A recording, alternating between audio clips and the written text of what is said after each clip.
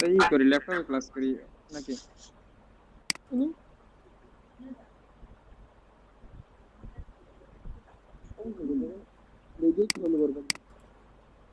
দেখলো তো। ইনফ্যাক্ট আমরা ডোমেইন হোস্টিং বাইং প্রসিডিউরটাও দেখেছিলাম যে কিভাবে ডোমেইন হোস্টিং পারচেজ করতে হয়। যেমন আমি পারচেজ করেছি মানে হচ্ছে কি নেম চিপ থেকে। আপনারা চাইলে যে কোনো হোস্টিং প্রোভাইডার থেকে পারচেজ করতে পারেন যদি আপনাদের মানে পারচেজ করার প্রয়োজন হয়। ঠিক আছে, সো আমরা স্ক্রিনটা কি দেখতে পাচ্ছি? জি স্যার। আচ্ছা, সো আমরা চলে যাব মানে আমার হোস্টিং প্রোভাইডার যেখান থেকে কিনেছি সেটা হচ্ছে namecheap.com। আমি প্লাস আরেকটা মানে অপশন আপনাদের দেখেছিলাম যেটা হচ্ছে গিয়ে আমি তো ডোমেইন হোস্টিং পারচেজ করেছি, আপনারা যদি ফ্রিতে করতে চান ফ্রি এর অপশনগুলো কিন্তু আমি দেখিয়ে দিয়েছিলাম। ঠিক আছে, ফ্রি এর অপশন কি ছিল? ফ্রি এর অপশন ছিল হচ্ছে গিয়ে ইনফিনিটি ফ্রি। ঠিক আছে,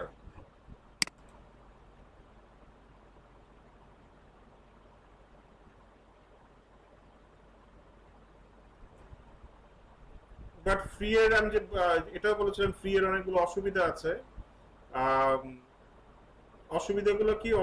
অসুবিধাগুলো হচ্ছে মানে ফ্রিতে সাইটগুলো আসলে টিকে না এবং ফ্রি সাইট কখনো র্যাঙ্ক করানো যায় না। সো আপনার করতে হলে অবশ্যই পেডে যেতে হবে এবং যদি র্যাঙ্ক করাতে চান ডোমেইন হোস্টিং পারচেজ করে সেটা করতে হবে। সো আমার কি করতে হবে? আমার হোস্টিং অ্যাকাউন্টে লগ ইন করতে হবে। আমার ডোমেইন হোস্টিং যে অ্যাকাউন্ট আছে সেটাতে লগ ইন করতে হবে।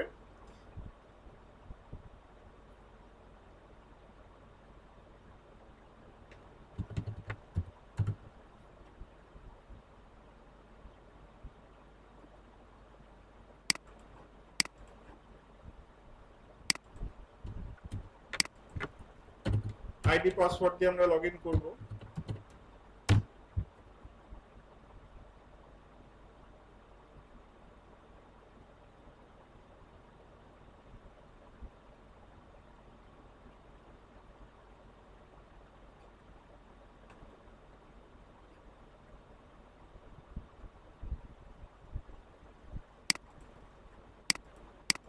অথবা আপনারা যদি মানে সাইটে ডাইরেক্ট অ্যাক্সেস করতে চান মানে ওইটাও কিন্তু করা পসিবল। আপনার যে হোস্টিং অ্যাকাউন্টে মানে লগইন করে করতে হবে ব্যাপারটা তা না। ব্যাপারটা হচ্ছে কি আপনি চাইলে ওয়ার্ডপ্রেস ড্যাশবোর্ডে ডাইরেক্ট আপনি অ্যাক্সেস করতে পারেন। সেটা কিভাবে করতে হবে সেটাও আমি দেখিয়ে দিচ্ছি। সেটা হচ্ছে কি ওয়ার্ডপ্রেসের ডব্লিউপি অ্যাডমিন দিয়ে। ঠিক আছে, আপনার ওয়েবসাইটের অ্যাড্রেস/wp-admin কিন্তু আপনি আইডি পাসওয়ার্ড দিয়ে লগইন করতে পারেন। আর যদি হোস্টিং অ্যাকাউন্টে লগইন করে করেন সেক্ষেত্রে সুবিধা হচ্ছে কি আপনার সেই আইডি পাসওয়ার্ডের আর প্রয়োজন নেই।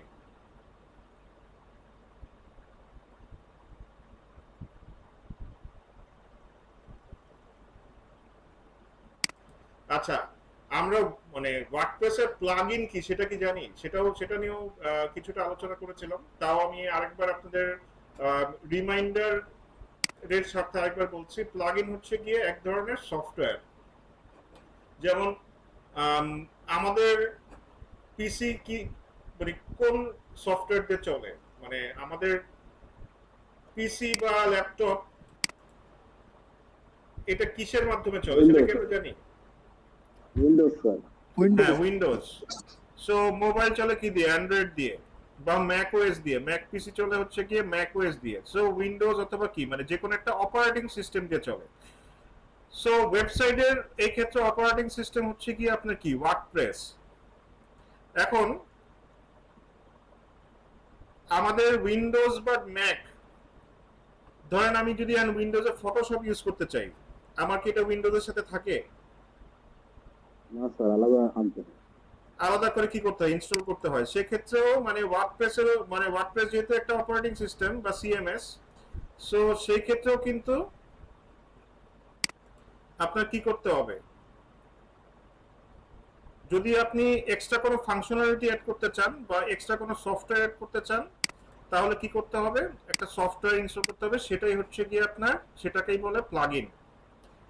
এখন এই প্লাগইনগুলো কোথায় পাবেন? প্লাগইনগুলো দুই ভাবে পাওয়া যায়। একটা হচ্ছে কি ওয়ার্ডপ্রেসের সাইটে এবং ওয়ার্ডপ্রেসের ভিতরে বিল্ট ইন আছে, এবং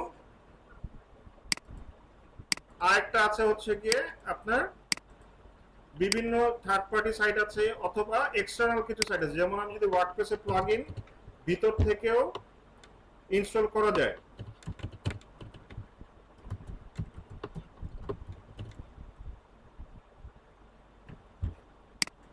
অথবা বাইরে থেকে ডাউনলোড করেও ইনস্টল করা যায়, যেমন wordpress.com। ঠিক আছে, wordpress.org এই সাইটটা থেকে কি করা যায়,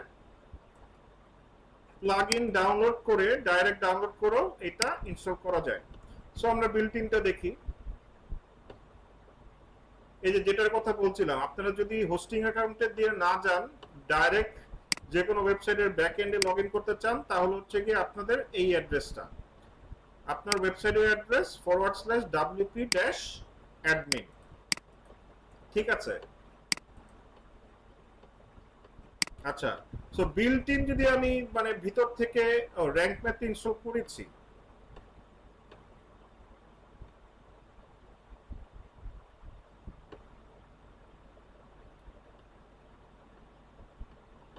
র‍্যাঙ্ক ম্যাথ ইনস্টল করা আছে। না স্যার, আমরা তো দেখি নাই। হ্যাঁ, আমরা একটু জোরে বলেন ভাই, মানে কথা আস্তে আসতেছে।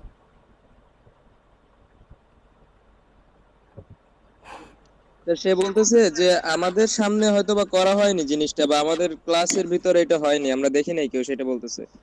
ও আপনারা দেখেন নাই তাহলে? না, এটা তো অবশ্যই আমি এখানেই করেছি, না তো এটা হওয়ার কথা না।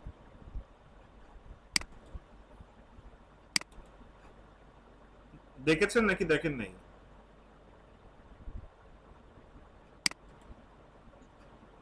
স্যার এটা বেটার হয় মানে এটা ইনস্টল করে আবার একটু ইনস্টল করে দেখাই দেব, বা প্লাগইন ইনস্টল পার্ট তো দেখাইছিলেন যে প্লাগইন কিভাবে ইনস্টল করতে হয়।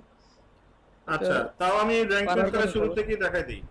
ঠিক আছে, র‍্যাঙ্ক ম্যাথটা তাহলে আমি শুরু থেকেই দেখাই দিই। জি তাহলে জি স্যার। আমার যেটা বলছিলাম, যে আমরা যদি ড্যাশবোর্ড থেকে ডাইরেক্ট প্লাগইন ইনস্টল করতে চাই, আমাদের ড্যাশবোর্ডে একটা অপশন আছে, সেটা হচ্ছে প্লাগইনস। এখানে ক্লিক করি। এই প্লাগইনস এর স্যার উপরে মনে মনে পড়ছে স্যার, আপনি র‍্যাঙ্ক ম্যাথটা ইনস্টল করার পরে তারপরে ফুল প্রসেসটা কিভাবে অ্যাক্টিভ করতে হবে এটা দেখাইছিলেন একটা ক্লাসে। হ্যাঁ হ্যাঁ হ্যাঁ হ্যাঁ হ্যাঁ, এটা লাস্ট ক্লাসে আমি দেখাইছি। এটা তো, এটা না হলে এটা তো মানে হয় না। জি স্যার, মনে পড়ছে আমারও। আচ্ছা, তাও আমি নয়তো এখানে ইনস্টল থাকার কথা না এটা। আচ্ছা, হোয়াট এভার। সো কার কার মনে নাই?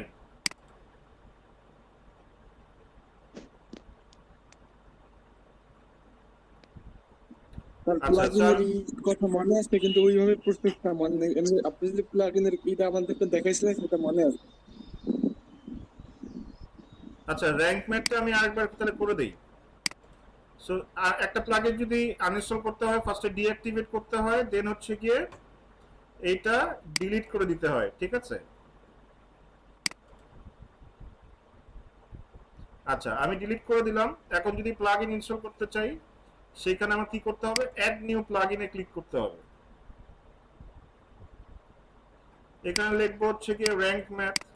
র‍্যাঙ্ক ম্যাথ থেকে আপনি ইন্টারপ্রেস করেন। ইন্টারপ্রেস করার পরে হচ্ছে কি আপনার এই যে যে টুলটা র‍্যাঙ্ক ম্যাথ, এটা চলে আসবে। এছাড়াও আপনার এসইও এর অনেক টুল আছে, সেগুলো ইনস্টল করতে পারেন। বাট র‍্যাঙ্ক ম্যাথটা আমার ভালো লাগে, কারণ হচ্ছে কি র‍্যাঙ্ক ম্যাথটা এখন আপডেটেড।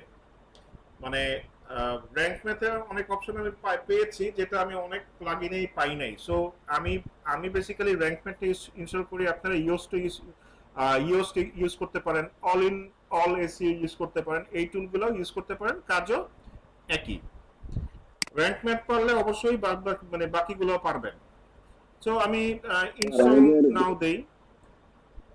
ক্লাস থেকে রেকর্ড হচ্ছে স্যার? হ্যাঁ, ক্লাস রেকর্ড হচ্ছে।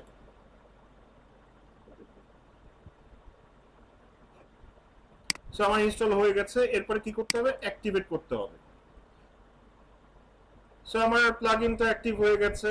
এখন যদি আমি ধরেন এই প্লাগইনটাই বাইরের থেকে মানে করতে চেতাম, ডাউনলোডটা কিভাবে করতাম, এই যে আমার wordpress.org,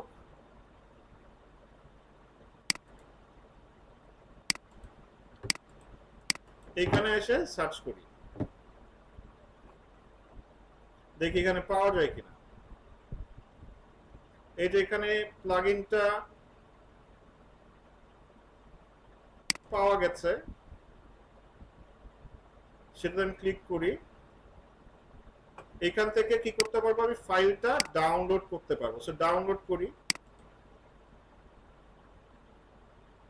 এটা হচ্ছে আমার এক্সটার্নাল সোর্স।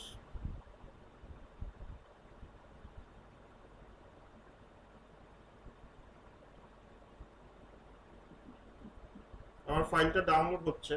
কি ফ্রি ব্যবহার করতে দিবে ওয়ার্ডপ্রেস নাকি মাসিক চার্জ আছে? বুঝতে পারিনি।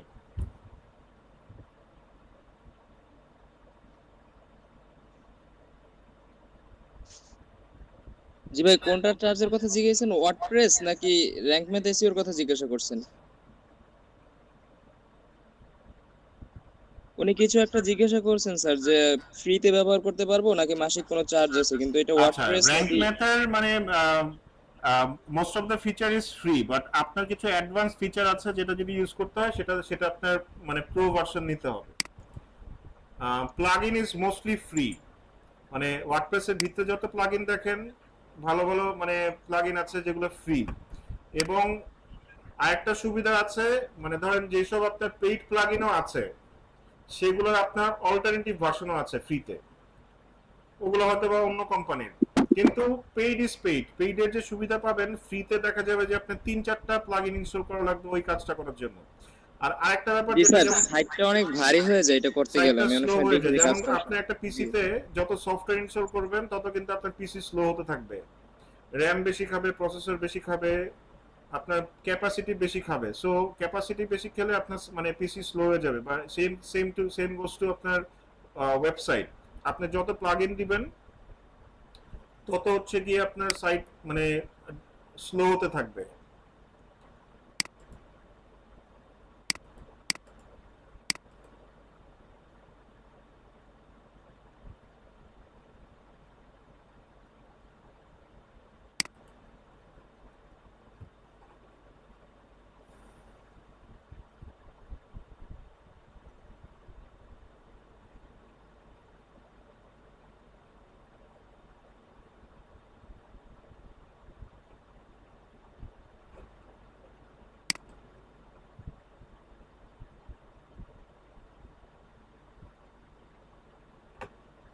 যেমন এইটাতে ম্যাক্সিমামই ফিচারগুলোই ফ্রি। কিছু ফিচার আছে, যেমন এআই ফিচারটা যদি ইউজ করতে চান তাহলে হচ্ছে গিয়ে আপনার প্রো ভার্সন লাগবে। তারপরে বাল্ক অ্যামাউন্টে বলতে বোঝাচ্ছে ই কমার্স বা এই টাইপের কিছু যদি ইউজ করতে চান তাহলে হচ্ছে গিয়ে আপনার ইয়া লাগবে, প্রো ভার্সন লাগবে। আদারওয়াইজ একটা সাইটের এসইও করতে যা যা লাগে ওইটা র‍্যাঙ্ক ম্যাথের ভিতরে দেওয়া আছে, এর বাইরে আমার মনে হয় না খুব একটা প্রয়োজন আছে। আর যদি প্রয়োজন হয় সেক্ষেত্রে যেটা করতে পারেন, আলাদা আলাদা প্লাগইন আছে ওগুলো ইউজ করতে পারেন।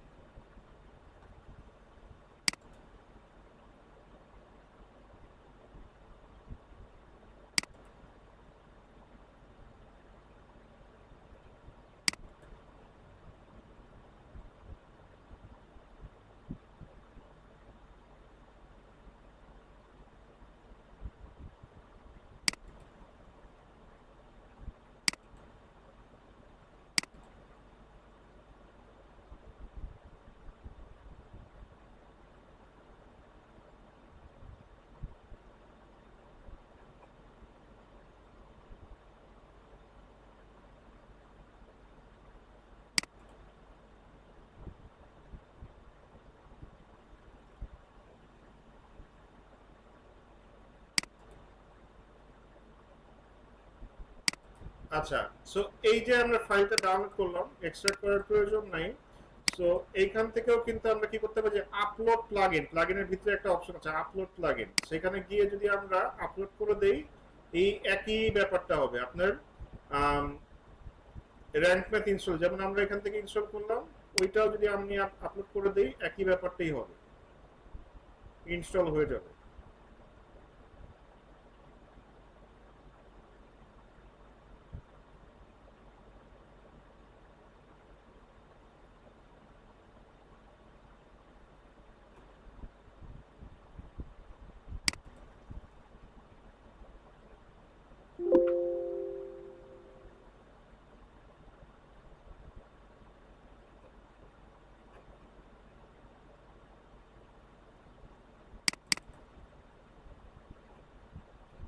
আচ্ছা, এখন যদি আমি ইনস্টল না দিই ইনস্টল হয়ে যাবে, বাট আমি আর ইনস্টল করলাম না, কারণ হচ্ছে আমি অলরেডি করেছি।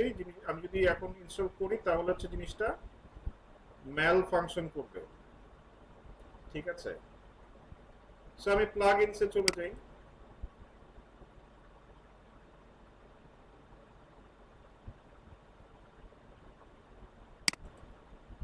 এই যে আমার র্যাঙ্ক ম্যাপটা অলরেডি চলে আসছে। আচ্ছা, এইটা হচ্ছে গিয়ে মানে সেটিংসটা দেখি আছে কিনা, কারণ হচ্ছে গিয়ে আমি কিন্তু অলরেডি একবার সেটিং করেছি। এটা এর জন্য ক্যাশ থেকে নিয়েছে, ঠিক আছে? ক্যাশ থেকে নিয়েছে যেহেতু সেটিং করাই ছিল। সো দ্যাটস ওয়াই হচ্ছে গিয়ে আর ফার্স্টে থেকে আসে নাই। স্যার একটু প্রশ্ন করতেছি, কিছু মনে করেন না, মানে এটা তো আমার জানার কথা ছিল, তবু আমার খেয়াল নাই জিনিসটা আর কি। এই যে আপনি ডোমেইনটা পারচেজ, এটা কি মেইন ডোমেইন পারচেজ করা নাকি আপনি সাবডোমেইন করে নিয়েছেন নাকি? আচ্ছা, মেইন ডোমেইনটা হচ্ছে গিয়ে আপনার পারচেজ করা, এটা হচ্ছে গিয়ে মানে মেইন ডোমেইনটা পারচেজ করা, ওইখান থেকে আমি সাবডোমেইন ক্রিয়েট করেছি। ও আচ্ছা, এই প্রসেসটা তো আমাদেরকে দেখানো হয়েছিল নাকি? হ্যাঁ দেখিয়েছি, অবশ্যই দেখিয়েছি। ওকে স্যার, তাহলে আমি ভিডিও দেখে নেব। এটা না দেখে আমি তো এটা আপনাদের সামনে ক্রিয়েট করে হচ্ছে গিয়ে ওয়ার্ডপ্রেস ইনস্টল করেছি। মানে স্যার এইটাই তো, ঠিক আছে স্যার। ভিডিও দেখেন না? না স্যার, ভিডিও দেখি, হয়তো বা এই ক্লাসটা আমি তখন যে কোনো কারণে মানে ওই টাইমটা হয়তো বা মিস হয়েছে আমার। হ্যাঁ, তো মানে এটা অবশ্যই আপনাদের সামনে ক্রিয়েট করে তারপর হচ্ছে গিয়ে ওয়ার্ডপ্রেসটা ইনস্টল করেছি, না তো ওয়ার্ডপ্রেসে এই পর্যন্ত আসতেই না। আচ্ছা, এই যে দেখেন এখানে হচ্ছে কি আপনার কিছু ইয়ে আছে, সুবিধা আছে, যেটা হচ্ছে কি আপনার পেইড নিতে হবে, আর বাদ বাকিগুলো কি, বাদ বাকিগুলো হচ্ছে ফ্রি। যেমন ধরেন আপনি যদি সাইট ম্যাপ ক্রিয়েট করতে চান, রোবোটিক্স ক্রিয়েট করতে চান, সবকিছুই কি মানে সবকিছুই আপনি মানে ফ্রিতেই করতে পারবেন, এবং এক্ষেত্রে যা যা লাগে আর ওইটা আপনি র্যাঙ্ক ম্যাথই করে দিবেন। আচ্ছা, এখন আমাদের র্যাঙ্ক ম্যাথটা তো ইনস্টল করে ফেললাম, এইটা ওভারঅল সাইটটাকে এসইও করতে হেল্প করে, প্লাস এইটা অন পেজ এসইওর ক্ষেত্রেও অনেক অনেক বেশি হেল্প করে, ঠিক আছে? অন পেজ এসইওর ক্ষেত্রেও অনেক অনেক বেশি হেল্প করে। সো অন পেজ এসইও তে যাওয়ার আগে যে জিনিসটা আমাদের বুঝতে হবে সেটা হচ্ছে কি আমাদের কন্টেন্ট বিল্ডিংটা আমরা আগে বুঝবো, দেন হচ্ছে কি অন পেজ এসইও, ঠিক আছে? সো কন্টেন্ট বেসিক্যালি কি? কন্টেন্ট হচ্ছে গিয়ে একটা ওয়েবসাইট বা মানে কন্টেন্ট হচ্ছে কি এভরিথিং। আমরা ইন্টারনেটে যা যা দেখি সবকিছুই হচ্ছে কি আপনার কন্টেন্ট, ঠিক আছে? ইন্টারনেট কেন, মানে আমরা টিভিতে রেডিওতে যেখানে পেপারে বা পত্রিকায় বইয়ে যা দেখি সবকিছুই কিন্তু আপনার কি কন্টেন্ট। এখন একটা ওয়েবসাইটের কন্টেন্ট কি? একটা ওয়েবসাইটের কন্টেন্ট হচ্ছে মানে অনেক কিছু হতে পারে, যেমন একটা ছবি হতে পারে, টেক্সট হতে পারে। যেমন এই যে ধরেন এইটা কি হোস্টিং প্রোভাইডার সাইট না? এই সাইটে কি কন্টেন্ট আছে বলেন তো? জি স্যার আছে। সো এখানে কি কন্টেন্ট আছে? এই হোস্টিং প্রোভাইডার যা প্রোভাইড করতেছে এইগুলোর ইনফরমেশন গুলোই কন্টেন্ট সবকিছু। এই যে আমরা যা যা দেখতেছি সবকিছুই কি, সবকিছুই কন্টেন্ট। এই যে এখানে দেখতেছি যা যা দেখছি সবকিছুই কি কন্টেন্ট। এইখানে যা দেখছি, যেমন এখানে একটা আর্টিকেল আছে, ভিডিও আছে, ছবি আছে, সবকিছুই কন্টেন্ট। সো এসইওর ক্ষেত্রে বা একটা ওয়েবসাইটের পুরো মানে পুরো ইন্টারনেটের প্রাণ কি? প্রাণ হচ্ছে কন্টেন্ট। যদি কন্টেন্ট না থাকতো ইন্টারনেটই এক্সিস্ট করতো না। কারণ কি? কারণ হচ্ছে কি তাহলে কি মানুষ আসলে কি করতো ইন্টারনেটে এসে? মানে আমরা বেসিক্যালি কি করি? সোশ্যাল মিডিয়া দেখি, ভিডিও দেখি, ইউটিউব দেখি, ব্লগ পড়ি বা বিভিন্ন টেক্সট পড়ি, সেই সবকিছুই কন্টেন্ট। এবং আপনার এসইও পুরো প্রাণই হচ্ছে কি কন্টেন্ট। এসইও তে অপটিমাইজ করবেন কি দিয়ে? মানে অপটিমাইজ করতেই হয়তো কন্টেন্ট দিয়ে। এখন আপনি একটা সাইট র্যাঙ্কিং এ কিভাবে নিয়ে আসবেন? সাইটটা র্যাঙ্কিং এ নিয়ে আসতে হবেই হচ্ছে কি কন্টেন্ট বিল্ডিং এর মাধ্যমে। কন্টেন্ট, এই যে ধরেন কিওয়ার্ড রিসার্চ করলাম, এই জিনিসগুলো আমাদের বুঝতে হবে, ঠিক আছে? এই জিনিসগুলো যদি আমরা না বুঝি আসলে তাহলে এসইও করতে পারবো না, বা মানে ডিজিটাল মার্কেটিং করতে পারবো না। মানে আমাদের we have to learn the basics যদি আমরা ঠিকঠাক মতো বুঝি।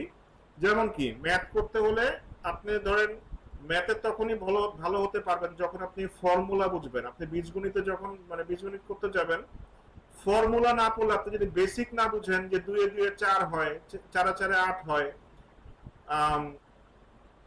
a plus b whole square হলে কি হয়, কোথায় সূত্র বসবে কোথায় বসবে না, ক্যালকুলেশন, আমি যদি এখন সূত্রই না জানি ক্যালকুলেশনটা কিভাবে করবো। সো এগুলো হচ্ছে কি আমার সূত্র, বেসিক্স, যে কোথায় আমার keyword research first of all কি, এটা তো আমরা বুঝেছি কিওয়ার্ড কিভাবে বের করতে হয়, কিওয়ার্ড বের করলাম ফাইন, এন্ড কিওয়ার্ড কাজে লাগাবো কোথায়। এই কোশ্চেনটা হচ্ছে যে সবার মাথায় সবার ফার্স্টে আসে, যে কন্টেন্ট বিল্ড করার সময় আপনারা যে ডিফিকাল্টিটা ফেস করবেন সেটা হচ্ছে গিয়ে আপনার ধরেন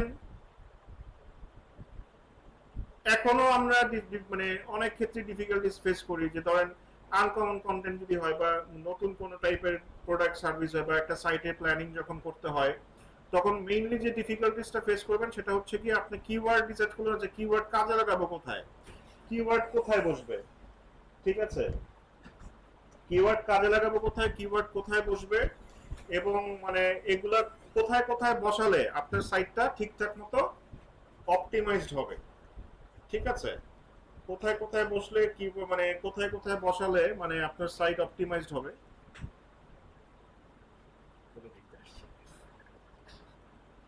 কোথায় কোথায় বসলে মানে একটা সাইট র‍্যাঙ্ক করানো পসিবল, তো সেইগুলো সের জন্য কিন্তু কিওয়ার্ড রিসার্চটা করা হয়। মানে কিওয়ার্ড রিসার্চ অনেকে বুঝায় কিন্তু মানে আসলে বলা যায় না যে কিওয়ার্ড রিসার্চটা কেন করতেছে। সো কিওয়ার্ড রিসার্চ কিন্তু অনেক কারণে করে। ফার্স্ট অফ অল হচ্ছে কি আপনার মানে ওভারঅল একটা সাইট মানে কম্পিটিশন অ্যানালাইসিস করার জন্য, কিওয়ার্ড রিসার্চ করে হচ্ছে কি আপনার কিওয়ার্ড রিসার্চ করে আপনার কন্টেন্ট বিল্ড করার জন্য।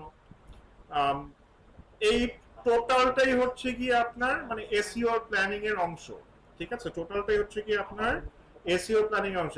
এসইও প্ল্যানিং এর অংশ আপনার হচ্ছে কিওয়ার্ড রিসার্চ, কন্টেন্ট প্ল্যানিং, আপনার content structure planning, content cluster planning, এর মধ্যে অনেক ব্যাপার থাকে। যেমন আমি যদি মানে এইখানে যদি এসইও এর ক্ষেত্রে আমি কন্টেন্টের প্রকারভেদ ধরি, যেমন একটা সাইটের মেইন কন্টেন্ট কি থাকে, মেইন কন্টেন্ট থাকে হচ্ছে কি আপনার ব্লগ পোস্ট অথবা আর্টিকেলস, ঠিক আছে। এই আর্টিকেলস এর মধ্যেও কিন্তু আপনার অনেক তফাৎ আছে, অনেক প্রকারভেদ আছে, অনেক প্রকারভেদ আছে।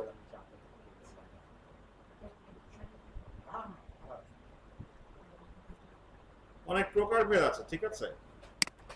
সো কিছু এক্সাম্পল আমরা দেখি কন্টেন্ট আসলে কি টাইপের হয়।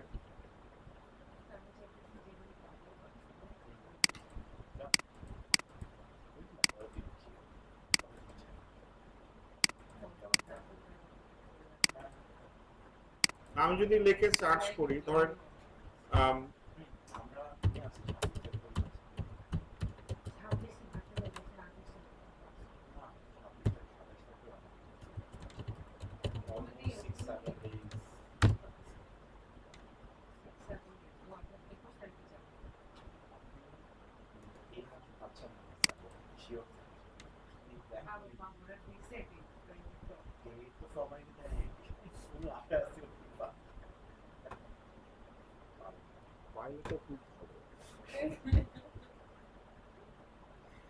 পাবেন মানে আমাকে দিছে হচ্ছে গিয়ে 18 দিন পর।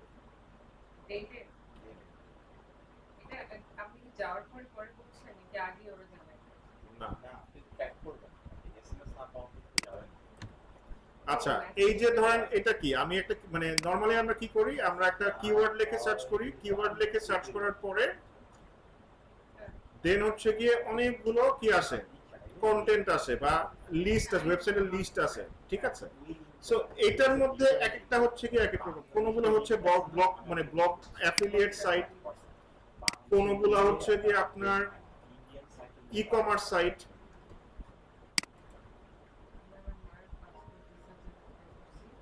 যেমন এটা একটা ই কমার্স সাইট, এই যে প্রত্যেকটা পেজ যে র‍্যাঙ্কে আসছে, যে এটা কি আমার কিওয়ার্ড ছিল কি best running shoe price in USA, এই যে সাইটগুলো আসছে এগুলো কি এমনি এমনি আসছে না, এমনি এমনি কখনোই আসে নাই। সাইটগুলো কিওয়ার্ড দিয়ে বা বিভিন্ন কারণে অপটিমাইজ করা দেখে কিন্তু র‍্যাঙ্কে এসছে। সো আমি যদি এই সাইটটা দেখি, এই সাইটটা কি 15 বেস্ট রানিং শু অফ 2024.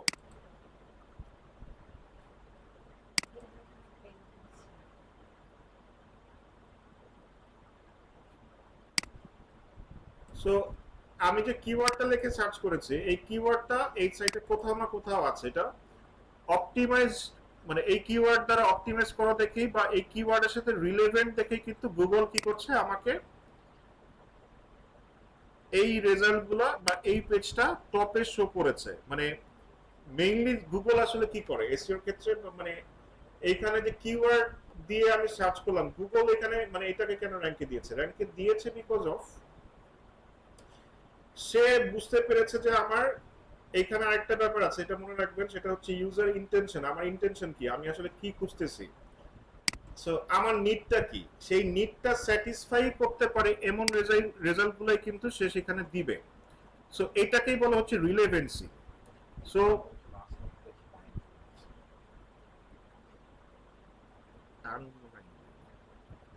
আমার আমার কাজের নিয়ে কাহিনী করতেছে। Yeah, sounds very bad. No, like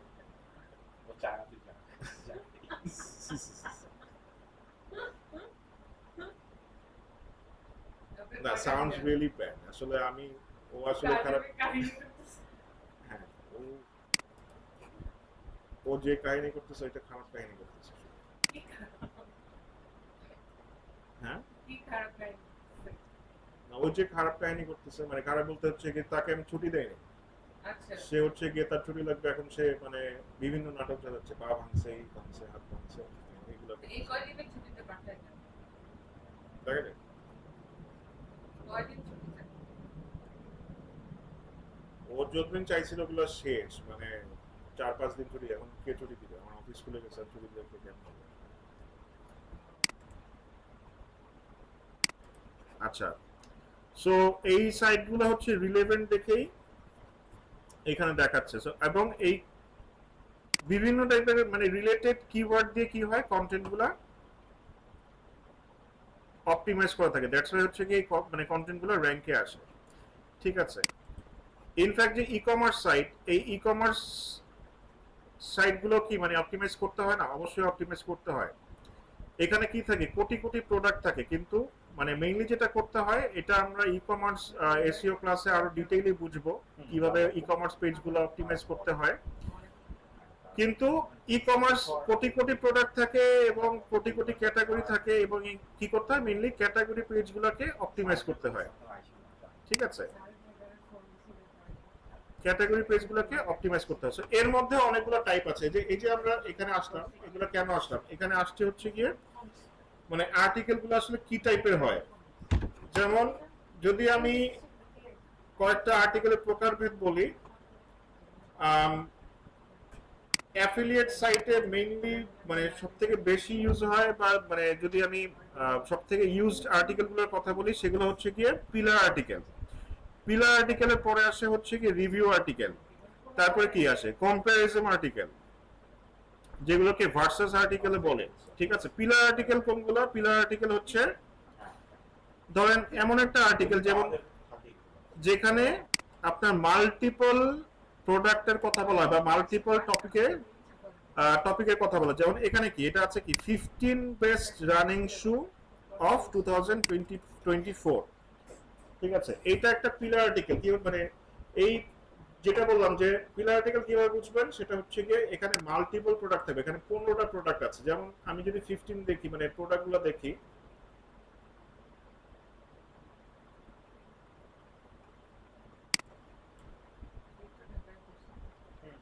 এই যে এটা কি, এটা হচ্ছে গিয়ে এক একটা প্রোডাক্ট।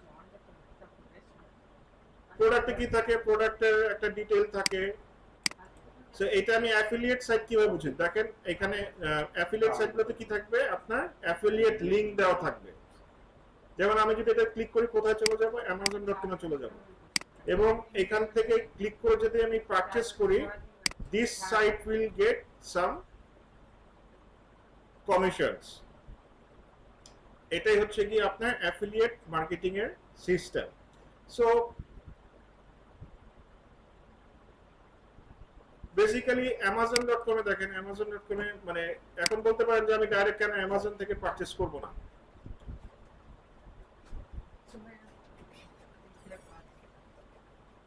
আমি ডাইরেক্ট কেন অ্যামাজন থেকে পারচেজ করি না বা করব না, বা মানুষ কেন এই সাইট থেকে পারচেজ করবে? এই সাইটটা যারা ধরেন শু পারচেজ করতে চায় তাদের কিন্তু ইনফরমেশন দিয়ে হেল্প করছে, বিভিন্ন ইনফরমেশন দিয়ে হেল্প করছে। যে ধরেন আমি এই জুতাটা কিনবো, এই জুতাটা পরলে আসলে পায়ে ফসকা করবে কিনা, এটার প্রজ এন্ড কনস কি, এটার স্পেসিফিকেশন কি, কাদের জন্য ভালো, ঠিক আছে? যেমন এখানে কি লেখা আছে ডেইলি ট্রেনার, এত ডিটেল কিন্তু অ্যামাজন লেখা মানে অ্যামাজনে থাকে না যে কোনো প্রোডাক্টের ক্ষেত্রে। এখানে রিভিউ থাকে, প্রোডাক্টের ডিটেইলস থাকে, কিন্তু এটা পড়লে পায়ে ফসকা করবে না। মানে ই কমার্স সাইটগুলো তো মানে ধরেন ভালো জিনিসটা লেখা থাকবে, খারাপটা কিন্তু লিখবে না। সো মানুষ কি করে, ইনফরমেশন নেয়, এবং ইনফরমেশনটা পড়ে যদি ভালো লাগে দেন কি করে,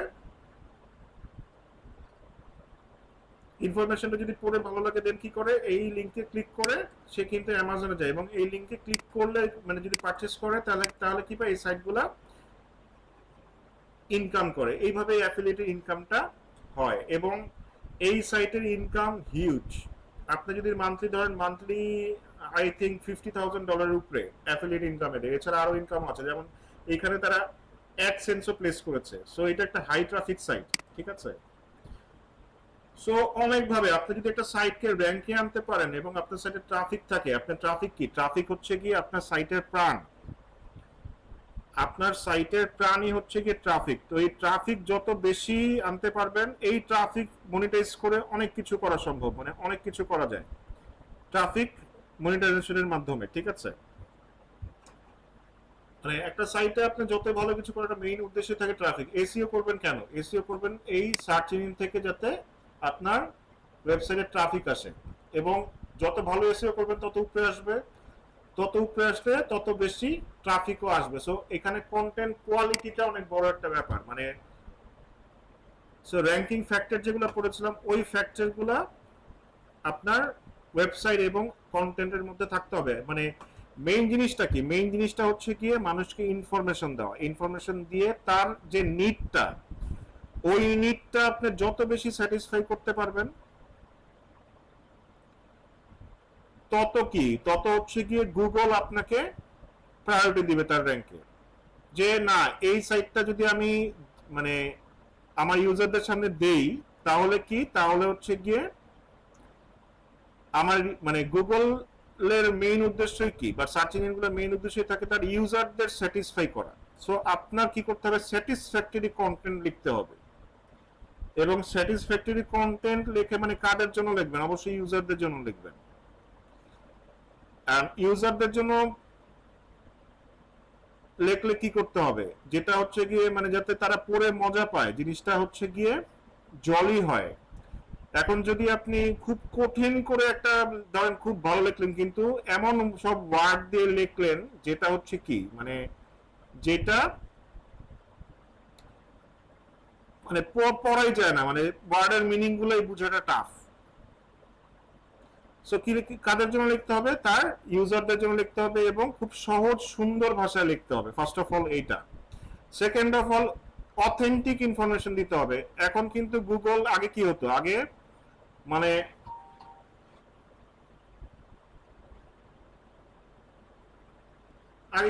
আগে জাস্ট মানে একটা আর্টিকেল পাবলিশ করে কিওয়ার্ড স্টাফিং করে, মানে এটা আমি 2012-13 সালের কথা বলছি, কিওয়ার্ড দিয়ে ভরে কিছু ব্যাকলিং করলেই আপনার সাইটটা র্যাঙ্কে চলে আসতো। বাট এখন সেটা কোনোভাবেই কাজ করে না, ওইটা হচ্ছে কি একটা স্প্যামিং মেথড হিসেবে গুগল ধরে।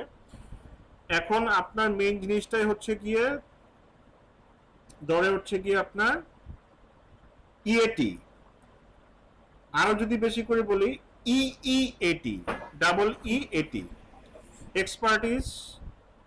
ইএটি মানে হচ্ছে এক্সপার্টিস, অথরিটেটিভনেস, ট্রাস্টওয়ার্দিনেস। ইএটি মানে হচ্ছে এক্সপিরিয়েন্স, এক্সপার্টিস, অথরিটেটিভনেস, ট্রাস্টওয়ার্দিনেস, ঠিক আছে? এখন ব্যাকলিংকে ওইভাবে পাত্তা দেয় না। যেমন দেখেন এইটার ইএটি কিভাবে মেজার করছে, ইএটি মেজার করছে হচ্ছে কি এই যে যারা লেখছে তারা কি এই ব্যাপারটাতে এক্সপিরিয়েন্স কিনা। যেমন আমি যদি এই অথরের বায়োটা দেখি আসলে সে এই ব্যাপারে এক্সপার্ট কিনা, সেটা কিন্তু এই বায়ো অথরের বায়োটা দেখলে আমি বুঝতে পারি, বা এদের বায়ো দেখলে আমি বুঝতে পারবো। দেখেন এ কিন্তু অলরেডি আপনার কি তার মানে একজন স্পোর্টসম্যান, ঠিক আছে, সে একজন স্পোর্টসম্যান। সো এর যদি জুতা সম্পর্কে লেখে এটা কি মানে লেজিটিমেট বেশি হবে। ধরেন এ হচ্ছে গিয়ে ডেইলি জুতা ইউজ করে হচ্ছে গিয়ে রিভিউ দেয়। এখন যদি আপনি না পড়ে রিভিউ লেখেন, এখন আমি একটা আর্টিকেল লিখলাম, সেও একটা আর্টিকেল লিখলো, ধরেন আমি জীবনের জুতাটা দেখিই নাই কিন্তু কি করলাম পড়ে একটা আর্টিকেল লিখে দিলাম, এখন কোনটা লেজিটিমেট বেশি হবে, আমারটা না ওনারটা? অনেকটা। অবশ্যই ওনারটা। সো গুগল এখন দেখে যে টপিকটা নিয়ে আপনি লিখছেন সেই টপিকে আপনার এক্সপার্টিস কেমন, অথরিটি বলতে হচ্ছে কি আপনি মার্কেটে কতদিন ধরে আছেন এবং আপনার ট্রাস্টওয়ার্দিনেস কেমন, এগুলো কিন্তু গুগল এখন ম্যানুয়ালিও চেক করে দেখে। সো ব্যাকলিংক করে বা কিওয়ার্ড স্টাফিং করে এখন আর র্যাঙ্কিং করার দিন শেষ, ঠিক আছে। সো এমন ভাবে লিখতে হবে যেটা ব্যালেন্স করতে হবে, যেটা হচ্ছে কি যাতে আপনার আর্টিকেলটা সার্চ ইঞ্জিন ফ্রেন্ডলিও হয় প্লাস হচ্ছে গিয়ে রিডার ফ্রেন্ডলি হয়। আরেকটা ব্যাপার চিন্তা করেন, গুগল কি, গুগল হচ্ছে গিয়ে ওয়ার্ল্ডের নাম্বার 1 সার্চ ইঞ্জিন এবং ওয়ার্ল্ডের লার্জেস্ট টেক কোম্পানি। সো তার কিন্তু একটা ব্র্যান্ড ইমেজ আছে, সে সব থেকে বেস্ট সার্চ ইঞ্জিন। সব থেকে বেস্ট কেন, মানে বেস্ট এর জন্যই সে মানুষকে সব থেকে বেস্ট সার্ভিসটা দেয়। আমি অন্য কোনো সার্চ ইঞ্জিনে কেন যাই না, আমি জানি যে গুগলে আমি যদি লিখে সার্চ করি তাহলে সব থেকে বেস্ট রেজাল্টটা পাবো। সো এর জন্য গুগল কি করে সব থেকে বেস্ট রেজাল্টটাই দেয় যাতে ইউজাররা অন্য কোনো সার্চ ইঞ্জিনে না যায়। এখন আপনার কন্টেন্টটা যদি সেই কোয়ালিটি না হয় তাহলে গুগল কেন আপনাকে তার র্যাঙ্কিং এ দিবে, এই কথাটা সবসময় মাথায় রাখবেন যে আমার সাইট আসে না, আমার সাইট আসে না। কন্টেন্ট যদি ভালো না হয়, গুগল যদি আপনি যদি তার ইউজারদের স্যাটিসফাই করতে না পারে আপনার কন্টেন্ট, সে কেন আপনাকে এই তার পেজটাতে দিবে? কারণ অন্য 1000টা পেজ আছে। এইটা চিন্তা করে এটা মাথায় রেখে কি করতে হবে, ধরেন আপনার যদি 1 নাম্বার আসতে হয়, এই যে আর্টিকেলটা আছে এর থেকে তার মানে কি ভালো একটা আর্টিকেল লিখতে হবে না? আপনার সাইটটা কি আর বেশি সুন্দর হতে হবে না? আপনাকে কেন সে এই কিওয়ার্ডটাতে 1 নম্বরে দিবে? ঠিক আছে, জি স্যার। সো এই জিনিসটা অবশ্যই অবশ্যই মাথায় রাখবেন। সো এটা ছিল একটা পিলার আর্টিকেল। এখন রিভিউ আর্টিকেল, রিভিউ আর্টিকেল হচ্ছে কি আপনার একটা সিঙ্গেল আর্টিকেল, ঠিক আছে। সিঙ্গেল আর্টিকেল কি যে কোনো পার্টিকুলার একটা প্রোডাক্টের উপরে হয়ে থাকে। যেমন আমি যদি এখানে দেখি, এখানে এই যে যেমন আমি যদি গ্রুপ 15 স্কোর রিভিউ এইটাতে দেখি, রিভিউ আর্টিকেল হচ্ছে কি আপনার একটা সিঙ্গেল প্রোডাক্টের উপরে একটা ডিটেইল ইলাবোরেশন থাকে, এটা হচ্ছে কি রিভিউ আর্টিকেল। সো এইখানে রিলেশনটা কি বুঝতে পারছেন? রিলেশনটা কিন্তু মানে পিলার আর্টিকেল কি, পিলার আর্টিকেল হচ্ছে আমরা যখন মানে একটা বিল্ডিং এর কনস্ট্রাকশন করি, আমরা যখন একটা বিল্ডিং এর কনস্ট্রাকশন করি তখন কি হয়, তখন ফার্স্টে কি করি মানে পাইলিং করি না? বিল্ডিংটা কিসের উপর তৈরি হয়? পিলারের উপর তৈরি হয়। একটা ওয়েবসাইটে যখন আমরা কনস্ট্রাকশন করি, যখন কন্টেন্ট দেই, সো আমার সেই মানে বেসমেন্টটা হচ্ছে পিলার, ওইটার উপরে ভিত্তি করেই আপনার সাইটটা ডেভেলপ বা কন্টেন্ট স্ট্র্যাটেজি ডেভেলপ করা হয়। এবং সাথে কি থাকে, যেমন আমি কনস্ট্রাকশন পিলার, আমি যদি একটা সাইট মানে ধরেন একটা বিল্ডিং এর স্ট্রাকচার বানিয়ে ফেললাম, এরপরে কি করে লাগাবো? দেয়াল বানাবো, দরজা জানালা লাগাবো, লাইট ফ্যান লাগাবো, রং করব, প্লাস্টার করব, টাইলস লাগাবো, তারপরে লাইক টয়লেট সেট আপ করবো, সবকিছু ওইটার উপরে কিন্তু বিল্ড করব, তাই না? সো বাট আপনার বিল্ডিং এর কোর জিনিসটা কি, সেটা হচ্ছে আমার বিল্ডিং এর ফাউন্ডেশন। তো এই ওয়েবসাইটের বা এসইও এর ফাউন্ডেশন হচ্ছে কি আপনার পিলার আর্টিকেল। সো এখানে রিলেশনটা দেখতে পাচ্ছেন, মানে এই জিনিসগুলো বুঝাটাও আপনাদের জন্য ইম্পর্টেন্ট, যে এগুলো আরো অ্যাডভান্স টার্ম, এগুলা যখন এসইও আরো বেশি করে করবেন আরো ভালো করে বুঝবেন, যে লজিক্যালি চিন্তা করা, যে কন্টেন্ট আসলে কন্টেন্ট মতো দিয়ে গেলাম, এটা দিয়ে এটা করলে হবে না, এটা করলে আসলে কাজ হবে না, মানে জিনিসটা স্ক্যাটার করা যাবে না। SEO is all about planning and execution, long term planning. Long term যেটা বলেছিলাম, SEO is a long term game. আপনারা এক মাসের মধ্যে হ্যাঁ র্যাঙ্কে আনতে পারবেন, বাট আনা পসিবল, যে কোনো কিওয়ার্ডকে অপটিমাইজ করলে, টার্গেট করলে পসিবল আনা। বাট প্ল্যানিংটা কিভাবে হয়? প্ল্যানিংটা হয় হচ্ছে কি ফার্স্টে মানে আপনি কিওয়ার্ড রিসার্চ করলেন, যেটা বলছিলাম যে কিওয়ার্ড রিসার্চ মানুষ কেন করে সেটা চিন্তা করেন, কোন কারণে করতেছে। সো ফার্স্টে প্ল্যানিং করলেন যে আমি এই 100 কিওয়ার্ডে ইনিশিয়ালি আমার 6 মাসের প্ল্যান হচ্ছে কি আমি 100 কিওয়ার্ডে র্যাঙ্ক করতে চাই। কোন কোন কিওয়ার্ড, আচ্ছা রিসার্চ করে আমি বের করলাম, ক্রাইটেরিয়া দেখে বেছে 100 কিওয়ার্ড সিলেক্ট করলাম। এখন কি করতে হবে? এখন নেক্সট স্টেপ হচ্ছে কি আপনার ওই কিওয়ার্ডগুলো দিয়ে কন্টেন্ট বিল্ড করা। এখন কন্টেন্ট বিল্ড করতে গেলে কি করতে হবে? কিওয়ার্ড রিসার্চ কিন্তু ওইখানেই শেষ না। কিওয়ার্ড রিসার্চ তখন ওইটা কি করেছেন, যে আপনি কোন কোন কিওয়ার্ডে র্যাঙ্কে আসতে চান। এরপরে মানে ধরেন আপনি for example best running shoe price in USA, এই কিওয়ার্ডটাতে র্যাঙ্ক করতে চান, এটা টার্গেট করলেন। টার্গেট করে কি করতে হবে? তার মানে আপনার একটা কন্টেন্ট লিখতে হবে। কন্টেন্ট লেখার জন্য এটা কি, এটা হচ্ছে কি আপনার ফোকাস কিওয়ার্ড, এটাকে বলা হচ্ছে ফোকাস কিওয়ার্ড। এটা হচ্ছে আপনার মেইন কিওয়ার্ড। এই মেইন কিওয়ার্ডকে বেস করে তখন আপনার কি করতে হবে? আবার কিওয়ার্ড রিসার্চ করতে হবে, সেটা হচ্ছে কন্টেন্ট বিল্ড করার জন্য। সো এখান থেকে 8-10টা কিওয়ার্ড, ফোকাস কিওয়ার্ড, এই কন্টেন্টগুলো কিভাবে বিল্ড করা হয়, এই কন্টেন্টগুলো ধরেন আপনার ফোকাস কিওয়ার্ড, এখানে কিছু রেশিও আছে, মাপ আছে, মাপ ঝোঁক আছে, যাতে আপনার কন্টেন্টের কোয়ালিটি ঠিক থাকে। ওই মানে স্ট্যান্ডার্ড গুলো মেনটেন করেই আপনার কি মানে কন্টেন্ট বিল্ড করতে হবে বা হয়। অর্থাৎ আমাদের যে কিওয়ার্ডটা, এই কিওয়ার্ডের কিছু সিনোনিম কিওয়ার্ড নিতে হবে না কিছু? হ্যাঁ, কিছু সিনোনিমস বা কিছু মানে এলএসআই সবকিছু মিলিয়ে ঝিলে, যেমন ধরেন বেস্ট রানিং শু, এখানে দিতে পারেন কি হতে পারে, যেমন টপ রানিং শু, কমফোর্টেবল রানিং শু, ঠিক আছে, মেন রানিং শু, ট্রেইল শু, এই যে এগুলা কিন্তু কি, এই যে মেন্স এন্ড ওমেন্স রানিং শু, এগুলো কিন্তু কিওয়ার্ডস। এগুলো আবার আমাদের আর্টিকেলের ভিতরে খুব অপটিমাইজলি বসাতে হবে আর কি, তাহলে হ্যাঁ, এগুলো লাইক আপনার ন্যাচারালি প্লেসমেন্ট করতে হবে, এমন ভাবে প্লেসমেন্ট করা যাবে না যেটা দেখলে মনে হবে না, যাতে মনে না হয় এটা জোর করে এখানে বসানো হয়েছে, যাতে কিওয়ার্ড গুলা যেটা বললাম যে ইউজারের এক্সপিরিয়েন্স যাতে নষ্ট না হয়। যেমন ধরেন এইটা কেন র্যাঙ্কে আসছে, অবশ্যই এটা পড়তে ভালো, মানে পড়তে আরাম। যত আরাম দিবেন গুগলকে, যত আরাম দিবেন, তত ইউজারকে যত আরাম দিবেন, তত আপনার কন্টেন্ট ভালো কাজ করবে, এটা মাথায় রাখবেন। যত কঠিন করবেন, আপনার সাইট যত কঠিন হবে, সে আপনার সাইটটা কিন্তু র্যাঙ্ক করাতে বাধ্য না, এটাও মনে রাখবেন। আপনার সাইট র্যাঙ্ক করলে আপনার লাইফ মানে গুগলের অবশ্য লাভ আছে, গুগল কিন্তু সব থেকে বেস্টটাই তার র্যাঙ্কে দিবে, কিন্তু সব মানে যা তা কিন্তু দিবে না। সো তাকে যত আরাম দিবেন, আপনার সাইট যত ভালো ক্রল করতে পারবে, যত ভালো এক্সেস করতে পারবে, এবং এটার রিডেবিলিটি যত ভালো থাকবে, এই জিনিসগুলা মানুষ এবং বট দুইটাই যত ভালো রিড করতে পারবে, তত হচ্ছে কি আপনার সাইটটা ইজিলি র্যাঙ্কে আসবে।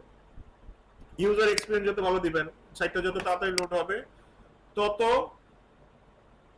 বেশি উপরে আপনার সাইটটা র্যাঙ্কে আসবে, ঠিক আছে।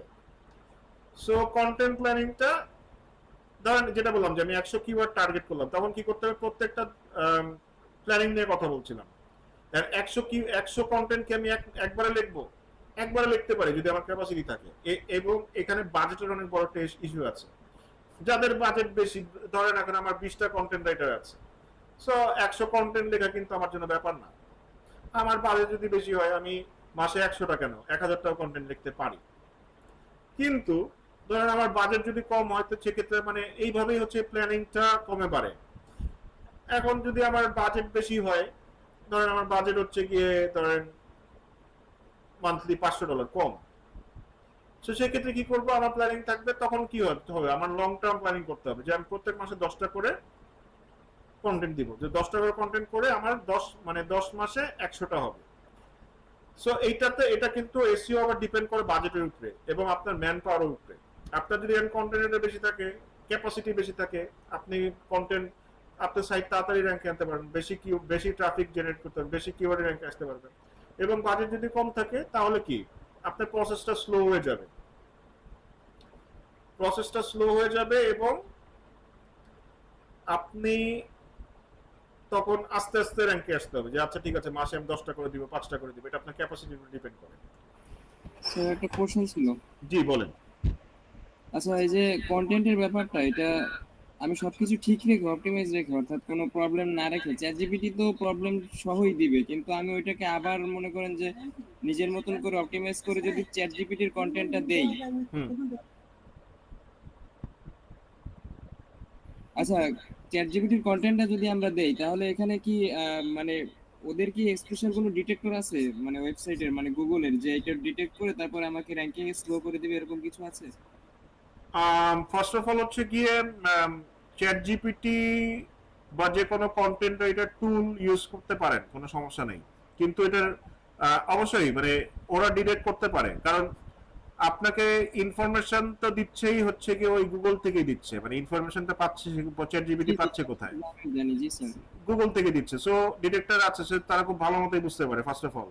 সেকেন্ড অফ অল হচ্ছে কি দিলে প্রবলেম নাই, দিলে যে এমন না যে আপনার পেনাল্টি দিবে বা এরকম কিছু, মানে 2023 আপনার 13 ফেব্রুয়ারিতে গুগল একটা আপডেটে বলেছে হ্যাঁ ইউ ক্যান ইউজ মানে এআই কন্টেন্ট, এটা ওরাও খুব ভালো মতো জানে, সার্চ ইঞ্জিন গুলো খুব ভালো মতো জানে, যেহেতু এআই কন্টেন্ট এখন ইজিলি পাওয়া যাচ্ছে, এটা ইউজ তারা আটকাতে পারবে না, ইউজ মানুষ করবেই, বাট তারা রেকমেন্ড করে। এখানে তাদের রেকমেন্ডেশন হচ্ছে কি আপনি যদি হুবহু কপি পেস্ট করেন, হ্যাঁ তারা পেনাল্টি দিবে না, এটা র্যাঙ্কও করবে না, তারা দামও দিবে না। এখানে কি থাকতে হবে, অবশ্যই হিউম্যান টাচ থাকতে হবে।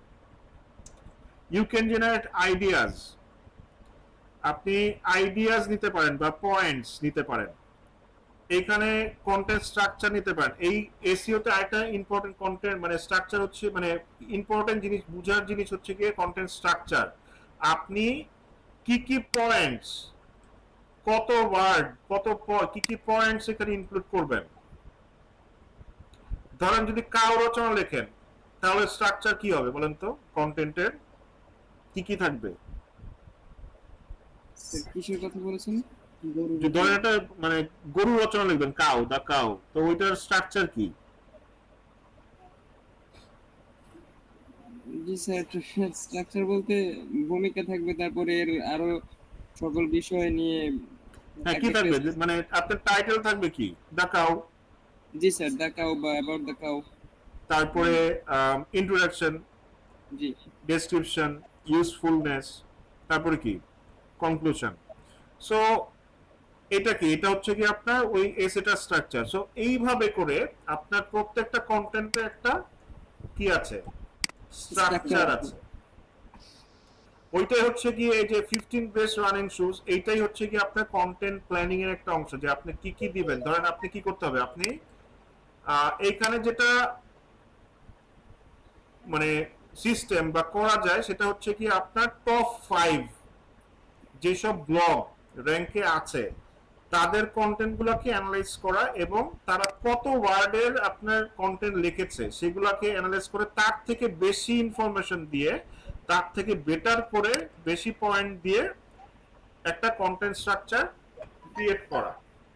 ঠিক আছে, এটা হচ্ছে এখানে সিস্টেম। টপ 10টা যত বেশি পড়বেন তত আইডিয়া নিতে পারবেন, এবং ওইখান থেকে আপনার এটা কি করতে পারেন, কন্টেন্ট স্ট্রাকচার বিল্ড করতে পারেন। যেমন ধরেন আমি একটা মানে কারেন্টলি একটা প্রজেক্টে কাজ করছি, আমি আপনাদের কিছু লাইভ প্রজেক্ট দেখাবো। সো বেসিক গুলো বুঝিয়ে আমি আমার কিছু লাইভ প্রজেক্ট আপনাদের দেখাবো। যেমন ধরেন এই যে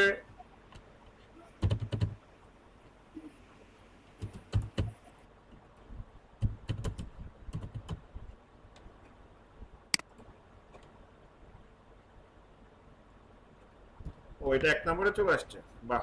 কালকেও 2 নম্বরে ছিল। সো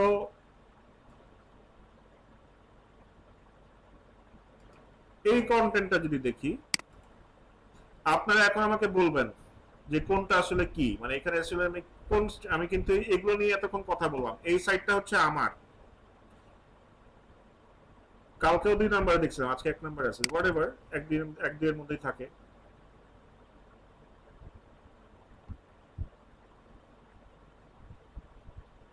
এইটা best car price in Bangladesh recondition and new, মানে আপডেটেড প্রাইস লিস্ট। সো এখানে আপনার টাইটেল কোনটা? স্যার টাইটেল হচ্ছে এটি best car price in Bangladesh. হ্যাঁ, best car price in Bangladesh. আচ্ছা, সো এইটা দেখেন তো কি আর্টিকেল। জি স্যার, এটা best car price in Bangladesh, হ্যাঁ এটা হচ্ছে গিয়া পিলার আর্টিকেল। কি আর্টিকেল? পিলার। জি স্যার। আচ্ছা, সো এই আর্টিকেলটাতে বেসিক্যালি আমি কি করেছি, বাংলাদেশের যত ব্র্যান্ড আছে এখানে এই সাইটটা নিয়ে আমি বেসিক্যালি আমার প্ল্যানিং এর কথাটা বলি। মানে এইটা নিয়ে, এটা হচ্ছে কি একটা আপনার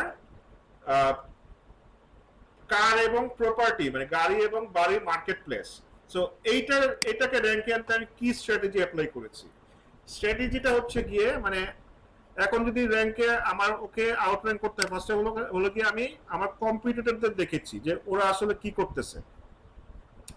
মানে আপনার এসইও তে মেইন জিনিসটা হচ্ছে কন্টেন্ট প্ল্যানিং, এরপরে বাদ বাকি টেকনিক্যাল এসইও গুলা, মানে সাইট বিল্ড করার সময় বা এগুলা মানে যখন ডেভেলপ হয় তখন অটোমেটিক্যালি ওগুলো অনেক কিছু হয়ে যায়। এসইও আপনার মেইন জিনিসটাই হচ্ছে গিয়ে প্ল্যানিং বা কন্টেন্ট প্ল্যানিং, কোন কোন কিওয়ার্ড টার্গেট করে কি কি টাইপের কন্টেন্ট বিল্ড করে আপনি র্যাঙ্কে নিয়ে আসবেন, পেজগুলোকে কিভাবে অপটিমাইজ করবেন, এইটাই হচ্ছে মেইন। আর টেকনিক্যাল এসইও অ্যানালাইসিস এগুলা পরে, যখন র্যাঙ্কে আসবে তখন হচ্ছে পরে। সবকিছু আমার ফার্স্টে মাথায় রাখতে হবে না, ফার্স্টে মাথায় রাখতে হবে হচ্ছে কি আমার সাইটের ডিজাইনটা কেমন হবে, দেখতে যাতে সুন্দর লাগে এরকম একটা ডিজাইন। মানে ফার্স্টে এসইও যখন, মানে এসইওর আপনার শুরু হয়ে যায় হচ্ছে গিয়ে সাইট বিল্ড করার সময় থেকেই শুরু হয়ে যায়। সো ফার্স্ট কি আমার সাইটটা মোটামুটি হলো দেখতে সুন্দর হতে হবে, আহামরি না হোক, যাতে এটা মানুষ ইউজ করতে পারে। কোটি টাকা দামের সাইট হওয়ার দরকার নেই। হ্যাঁ জি স্যার, আপনার এই সাইটটা কি সম্পূর্ণই ডেভেলপার দিয়ে আপনি নিজের মতন করে ডেভেলপ করে নিয়েছেন, নাকি এটা কোনো প্রি থিমের উপরে বসিয়েছেন? না, এইটা এখনো পর্যন্ত ওয়ার্ডপ্রেসের উপরে করা, এখনো পর্যন্ত ওয়ার্ডপ্রেসে আছে, বাট এটা ট্রাফিক আস্তে আস্তে অনেক বেড়ে যাচ্ছে।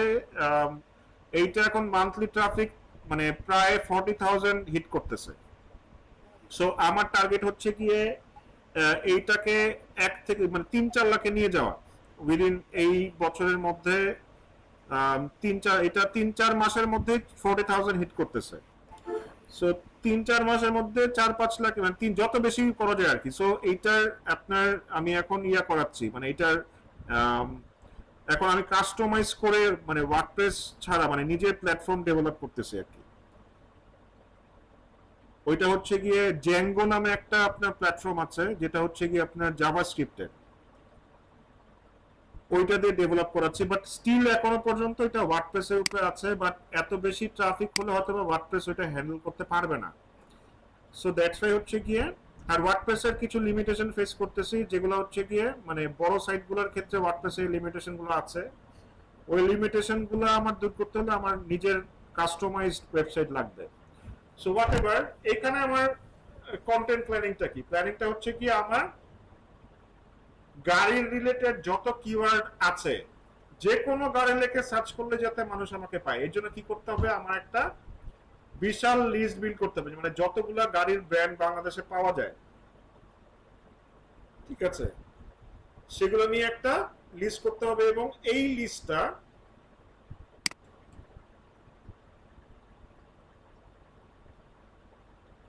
পুরাপুরি আমার পিলার তো আমি দিয়েছি, আমার বেসমেন্টটা ক্রিয়েট করা হয়েছে।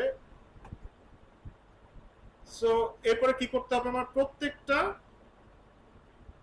ব্র্যান্ডের রিভিউ করতে হবে, মানে প্রত্যেকটা ব্র্যান্ড এবং মডেলের রিভিউ যাতে আমার সাইটে থাকে। এবং এতে কি হবে, এতে যেটা হবে ফার্স্ট অফ অল আমি ওই নিশ তো বুঝেন, মানে ওই টপিকটাতে অথরিটি হয়ে উঠবো। মানে মানুষ যখনই কোনো ইনফরমেশন জানতে চাবে আমার সাইটকেই মনে করবে। যেমন মানে এটা আপনার ব্র্যান্ড ভ্যালুকে বাড়াবে। যেমন ধরেন আমরা মোটরসাইকেল না বলে হোন্ডা বলি কেন বলেন তো?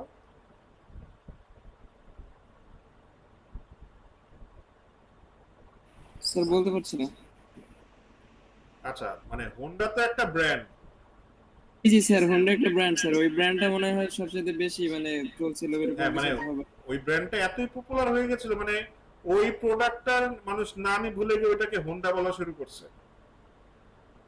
যেমন ইয়াতে একটা অ্যাড ছিল দেখাতো, আমির খানে, দেখেছেন কিনা আমরা জানি না, মানে ঠান্ডা মতলব কি কোকা কোলা।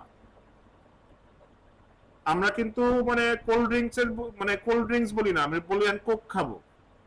সো ব্র্যান্ড গুলাকে ওইভাবে এস্টাবলিশ করা হয়। সো মানে গুগলের কাছে বা মানুষের কাছে আপনি এমন ভাবে যে ওই টপিকে যদি আপনি ডিটেইল কভার করেন তাহলে কি মানুষ মনে রাখবে যে, বা গুগল কি মনে করবে যে আচ্ছা ওই টপিকে ও হচ্ছে গিয়ে বেস্ট।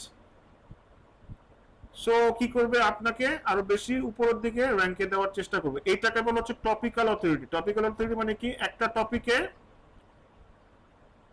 আপনার ওই টপিক রিলেটেড যা যা আছে সবকিছু কভার আপ করে ফেলা, আপনার সাইটে কন্টেন্ট পাবলিশ করে ফেলা, এটাই হচ্ছে কি টপিক্যাল অথরিটি। এখন আমার টপিক্যাল অথরিটি কি, মানে আমার টপিক্যাল অথরিটি হচ্ছে কি, মানে গাড়ি রিলেটেড যত ব্র্যান্ড আছে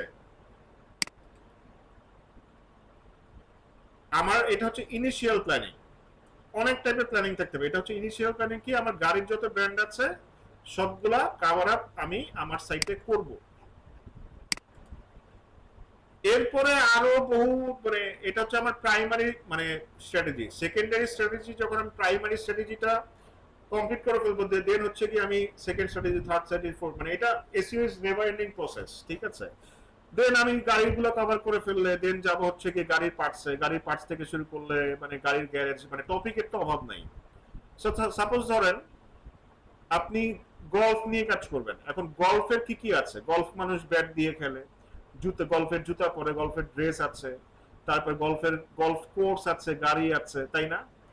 এখন যদি আপনি সব কিছু নিয়ে একবারে কাজ শুরু করতে চান, আপনি কি পারবেন? এটা কিন্তু আপনার জন্য টাফ হয়ে যাবে। বেটার হচ্ছে কি আপনি কি করবেন, একটা সাইট নিয়ে স্টার্ট করেন।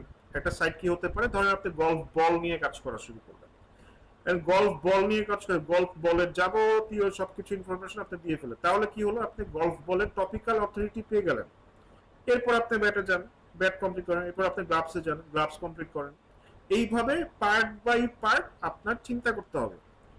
এসইও অনেকের জন্য গুলিয়ে ফেলে যে আসলে মানে এই ব্যাপারটা এত বিশাল, এত বড়, কঠিন লাগে, মানে কোত্থেকে স্টার্ট করব, কি করব না করব, এটা অনেকেই বুঝতে পারে না। এটাই হচ্ছে কি আপনার মেইন প্রবলেম, কোথা থেকে শুরু করবে, প্ল্যানিংটা কোথা থেকে শুরু করবে। মানে আমি এখানে এতগুলো কথা বলতেছি, এটাই মেইন, এই কন্টেন্টটাই এসইওর ক্ষেত্রে মেইন, আর বাদ বাকিগুলো এমনি হয়ে যায়। আর মানে সাইটটাই মোটামুটি একটা ডোমেইন হোস্টিং প্রোভাইডার নিলেই হয়, মানে এমন না যে আপনার সুপার ফাস্ট কোটি টাকা দামের সবকিছু লাগবে, ব্যাপারটা তাও না। জি স্যার, বুঝতে পারছি স্যার। একটু ছোট্ট একটা প্রশ্ন ছিল আর কি, অর্থাৎ আপনার ওই সময় প্রশ্নটা করছিলাম, কিন্তু যেটা উত্তর দিয়েছেন সেটাও জানার দরকার ছিল, ভালো হয়েছে এটা বলার কারণে। মানে আপনি যে এই ওয়েবসাইট মানে ওয়ার্ডপ্রেসের ভিতরেই যে সাইটটা ক্রিয়েট করেছেন, এটা কি একদম অর্থাৎ ডেভেলপার দিয়ে শুরু থেকে করিয়েছেন, এই যে যেমন রং টং, তারপরে যে এগুলো সিলেক্ট করা, তারপরে কোন থেকে কি ক্যাটাগরি হবে তবে এই সমস্ত সব জিনিস, নাকি এটা একটা মানে থিমের উপরে, যেমন থিম থাকে না না, কিনে? থিমের উপরে, থিমটা হচ্ছে ডেভেলপার আমাকে ক্রিয়েট করে দিয়েছে, ওটা কাস্টমাইজ করিয়েছে আর কি। ও আচ্ছা আচ্ছা, জি স্যার, বুঝতে পারছি। মানে একটা থিমের উপরে দেওয়ার পর ওইটা আবার কাস্টমাইজ করে নিয়েছেন? হ্যাঁ, থিমটা মানে আমার মতো হচ্ছে কি পেজ টেজ ডিজাইন করে, যে ব্লগের টেমপ্লেট আমি তাকে দিয়ে ডিজাইন কর, মানে এখনো করাই। জি জি, তারপরে যে ডাইনামিক পেজগুলো, অর্থাৎ একটা কারের উপরে ক্লিক করার পরে যে পেজে চলে যায়, ওই পেজটাও তো একটা ডাইনামিক পেজ, আর কি সব কারের জন্য এরকম একটা পেজ আসে, এগুলো তো নিজেই ক্রিয়েট করে নিয়েছিলেন? হ্যাঁ হ্যাঁ হ্যাঁ। জি, বুঝতে পারছি স্যার, এটাই জানার জন্য। না, আবার ওয়ার্ডপ্রেসের সুবিধা আছে। ওয়ার্ডপ্রেস সাইটগুলোকে গুগল সামহাও অনেক পছন্দ করে, মানে এগুলোকে জি, স্যার। র্যাঙ্কে উপরে দেয়, মানে আমি এটা জিজ্ঞাসা করার কারণ হচ্ছে স্যার, এটা আমি যতদূর শুনেছি যে অর্থাৎ যদি কোনো টেমপ্লেটে আমরা ব্যবহার করি বা নিজে মানে করলে তো হোস্টিং এর উপরে ভার কম পড়ে, অনেক ভালো হয় এসইওর জন্য। হ্যাঁ অল্প হ্যাঁ অল্প যতটুকু দেবো ততটুকুই। কিন্তু ডেমো সাইট যখন আপলোড করে তারপরে সেটাই আমরা ক্রিয়েট করি তখন তো ওই অনেক কিছু থেকে যায়, ওগুলো আবার ডিলিট করা যায় না। এইজন্য আরকি ওইগুলা সাইট অনেক ভারী থেকে যায়। যার কারণে আমার যে জিনিসগুলা প্রয়োজন নাই সেগুলা দিয়েও আমার সাইট অনেক স্লো হয়ে থাকে। এই না, জিনিসটা। ওগুলাই যে ডেভেলপাররা রিমুভ করে দেয়, মানে ডেমো তো আমার আনতেই হবে, ডেমো ছাড়া তো আমি মানে সাইট বিল্ড করতে পারবো না। একটা থিম যখন নিব আমার ডেমো তো আনতেই হবে। জি তো স্যার, এখন ডেমো গুলো তো ওই যে যেগুলো যেগুলো দরকার সেগুলো রাখবো, আর যেগুলো মানে প্রয়োজন নাই ফেলে দিব। জি স্যার, এটা আসলে কিভাবে ফেলে দিতে হয় এটা এখন পর্যন্ত বুঝতে পারিনি, তো এইজন্য আরকি এটা করতে পারতেছি না। এটার জন্য আপনাকে জিজ্ঞাসা করলাম। আচ্ছা, ডেমো ফেলে দিব, যার পেজ আছে, পোস্ট আছে, অনেক কিছু থাকে, ওই পেজগুলো ফেলে দিলেই হয়। তারপরে যেগুলো যেগুলো রাখবো, রাখার যে পেজগুলো আমি ইউজ করে রাখবো, বাদ বাকিগুলো ডিলিট করে মানে আমার ইয়ার থেকে। আর আচ্ছা সাইট স্যার, ডেমো আপলোড করার পর সাথে সাথে দেখা যায় যে 300-400 প্লাস মনে করেন যে আপনার শুধু ফটো মটো হাবিজাবি এগুলাই আপলোড হয়ে যায়, তো ওগুলা তো আর ডিলিট করা যায় না স্যার গ্যালারিতে মিডিয়ার ফাইলের ভিতরে ঢুকে। না, যাবে, অবশ্যই যাবে। ও আচ্ছা আচ্ছা। মিডিয়া থেকে মিডিয়া, এই যে আপনার মিডিয়া সেকশন আছে, অবশ্যই যাবে। আপনি ওগুলো না রাখলেন সমস্যা নেই। আর ওগুলা অনেক মিনিমাল একটা মানে জায়গা খায়, মানে খুব একটা যে জায়গা খায় তাও না। যদি অনেক ছবি চলে আসে, একটা মিনিমাল, ওগুলা মানে কম্প্রেস করেই দেয় ওরা। কম্প্রেস করে দিলেও মানে যদি রাখতে না চান ওগুলো ডিলিট করা অবশ্যই যাবে। ওকে ওকে স্যার। এই যে আপনি এই যে বা মিডিয়াতে যান, লাইব্রেরিতে যান, এখান থেকে চাইলে আপনি সব ফেলে দিতে পারেন। আপনার পেজেস যেগুলো আপনার পেজ দরকার নাই সে পেজগুলোকে ফেলে দেন।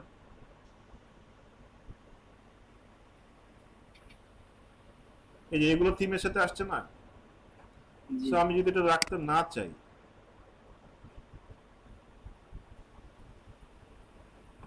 এই যে ডিলিট করে দেন।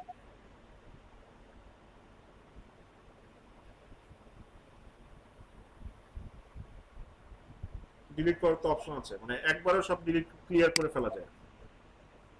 সব একটা একটা করে সিলেক্ট করে ধরে ধরে এটা ডিলিট এখান করে। থেকে এটা এখান থেকে ডিলিট করলে অরিজিনালি মানে জায়গাটা খালি হয়ে যাবে। হ্যাঁ, আপনার লাইক স্পেস তো ক্লিন আপ হবে। আর এগুলো নিয়ে তো টেনশনের কিছু নাই, মানে এগুলোর জন্য কম্প্রেস করার জন্য আরো প্লাগইন আছে, মানে যেমন আপনার আছে কি ডাব্লিউপি রকেট। ডাব্লিউপি রকেট যদি ইনস্টল করেন আপনার সাইট হচ্ছে কি একদম লাইটনিং ফাস্ট হয়ে যাবে, ক্লিক করার আগে চলে আসবে। আচ্ছা স্যার, তাহলে আরেকটু মানে সাজেশন দেন যে আসলে ব্লগ পোস্ট তৈরি করে যদি আমি মনে করেন যে বড় বড় ব্লগ পোস্ট ক্রিয়েট করে তারপর ওইগুলো আমি সেল করে আমি একটা কাজ করতে চাই, এটা নিয়ে যদি আমি এখন একটা ব্লগ পোস্ট মানে ব্লগ সাইট তৈরি করতে চাই, যদি যে কোনো জিনিস নিয়ে বা ভালো ট্রাফিক জেনারেট করে তারপর আমি বিক্রি করে দিলাম, হুম। এরকম কাজ যদি করতে চাই তাহলে সেক্ষেত্রে আমার সবচেয়ে ভালো কি থিম বা টেমপ্লেট আমার গ্রহণ করা উচিত ব্লগ পোস্টের জন্য, মানে ব্লগ সাইটের জন্য? আচ্ছা, ব্লগ সাইটের জন্য অনেক ভালো ভালো থিম আছে, মানে অনেক ভালো ভালো থিম আছে। সো একটা ভালো থিম যেমন একটা আছে সাইফা, তারপরে যে কোনো একটা মানে ভালো থিম পারচেজ করলেই হয় থিম ফরেস্ট থেকে। আচ্ছা স্যার, ঠিক আছে। মানে এই থিম ফরেস্টে কিন্তু থিমগুলো আপনার টেস্টেড থাকে, ঠিক আছে? থিমগুলো টেস্টেড থাকে। সো এই থিমগুলোর থেকে মানে এগুলা একটা জিনিসই খালি মাথায় রাখবেন, ফ্রি কোনো কিছু মানে ফ্রি বলতে হচ্ছে যে নাল্ড কোনো কিছু ইউজ করবেন না। ওই কিছু টাকা যাবে, টাকা দিয়ে পারচেজ করে ইউজ করবেন, ঠিক আছে? জি অবশ্যই স্যার। মানে 5-6 হাজার টাকা যেহেতু আপনি একটা প্রফেশনাল সাইট ক্রিয়েট করছেন, সো সেক্ষেত্রে হচ্ছে কি কিছু টাকা খরচ করেন, জি অবশ্যই। রিভিউ গুলো দেখেন, ঠিক আছে?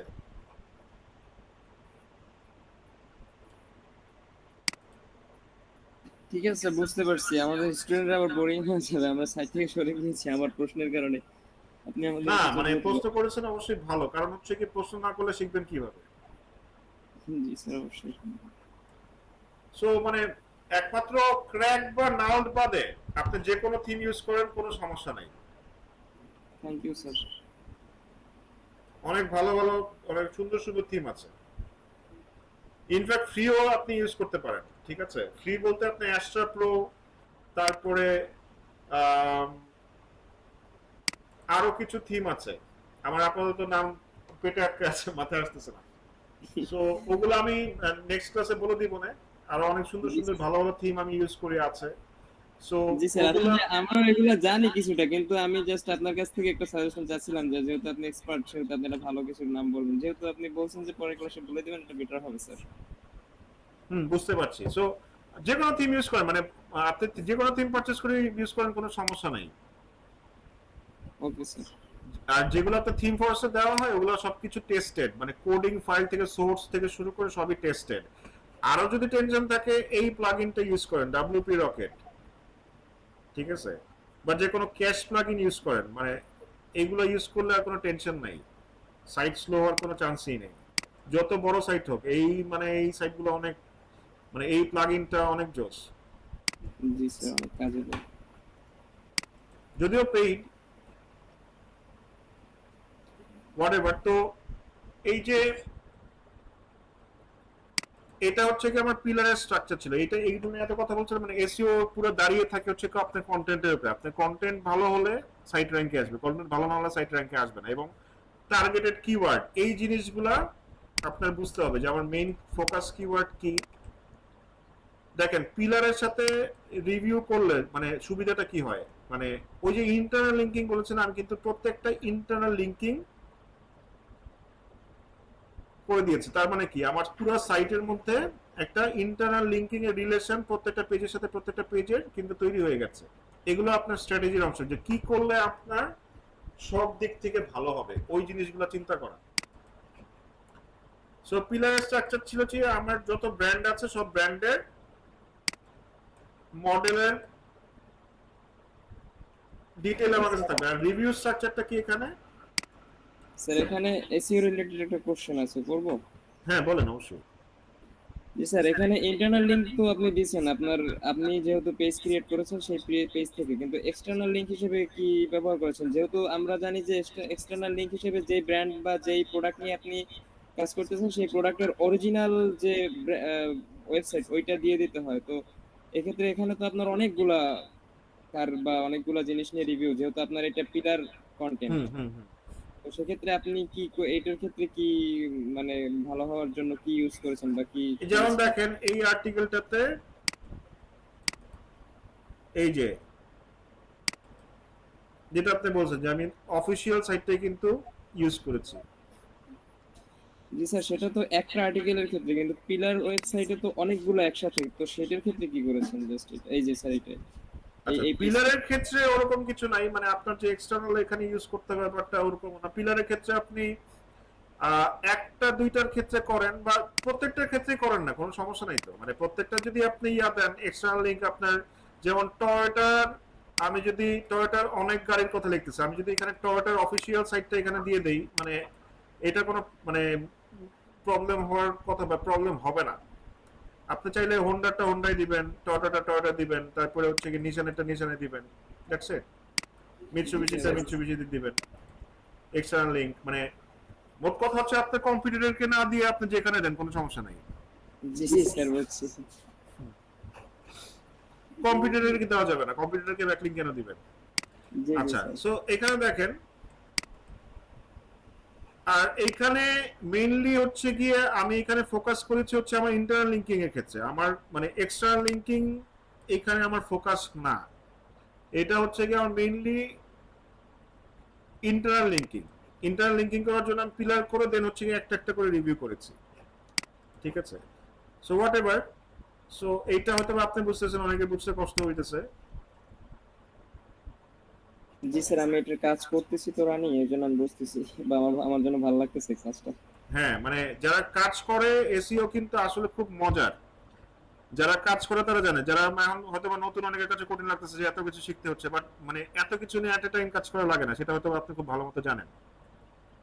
পার্ট বাই পার্ট কাজ করা লাগে, মানে এট এ টাইম এত কিছু করা লাগে না, মানে কন্টেন্ট বিল্ড করার সময়। আর এক একজনের এক এক কাজ, মানে এসইওর সব কাজ আপনি করতে বসলে আপনি গুলায় ফেলবেন, আপনি পারবেন না, জি স্যার। আর করতে মন চাবে না। সো হোয়াট এভার, সো এই যে দেখেন এটা স্ট্রাকচারটা কি, এখানে হচ্ছে গিয়ে একটা স্ট্রাকচার, এই যে পয়েন্ট গুলা কি কি দিব, মানে এগুলো কিন্তু আমার প্ল্যানিং এ, মানে রিকন্ডিশন কারের প্রাইস কত সাল পর্যন্ত দিব এগুলাও কিন্তু মানে তারপরে স্পেসিফিকেশন ডিটেইলস, তারপরে নিচে একটা কি থাকবে, বার থাকবে, একটা ভিডিও রিভিউ আছে, Toyota Allion performance, exterior interior, মানে যাবতীয় আমার কি করেছি, যেটা বলছিলাম যে আমার কম্পিটিটররা কি দিয়েছে সেগুলো আমি অ্যানালাইসিস করেছি, আমি কাদের এগেইনস্টে ফাইট করব। সো ফাইট করার আগে আমার অ্যামুনেশন কি লাগবে সেটা কিন্তু, আমার অস্ত্র কি লাগবে সেটা কিন্তু আমার ডিসাইড করে ফেলতে হবে। যেমন এখানে বড় বড় সাইট আছে, মানে victor.com আছে, তারপরে এই যে কার থিওরি, ভালো গাড়ি, এরা কিন্তু বেশ নাম করা বড় সাইট। সো এদের এগেইনস্টে আমার ফাইট করতে। তারপরে কি আছে, এই যে বিডি স্টল, এরাও কিন্তু অনেক বড় সাইট।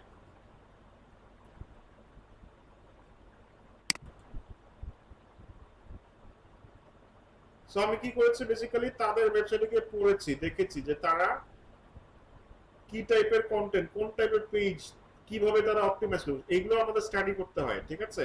যে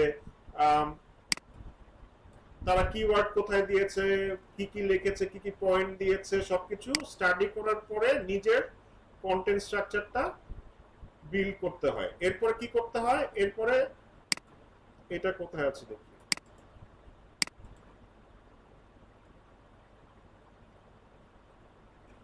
সো এই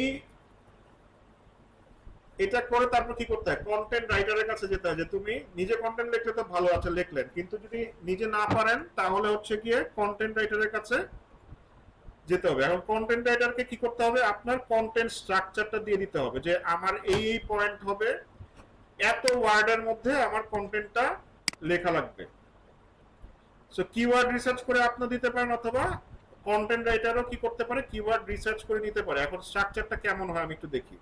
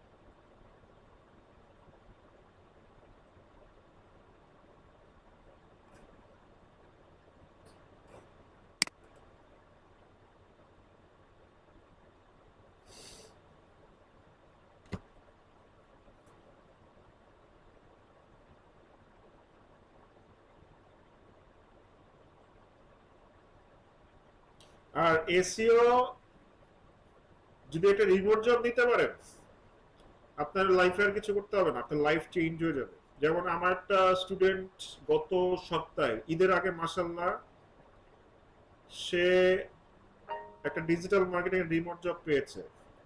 মান্থলি স্যালারি মাশাআল্লাহ, আমি মানে কি বলবো, মানে মান্থলি স্যালারি, মানে entry level job, monthly salary হচ্ছে 3.5 লাখ টাকা।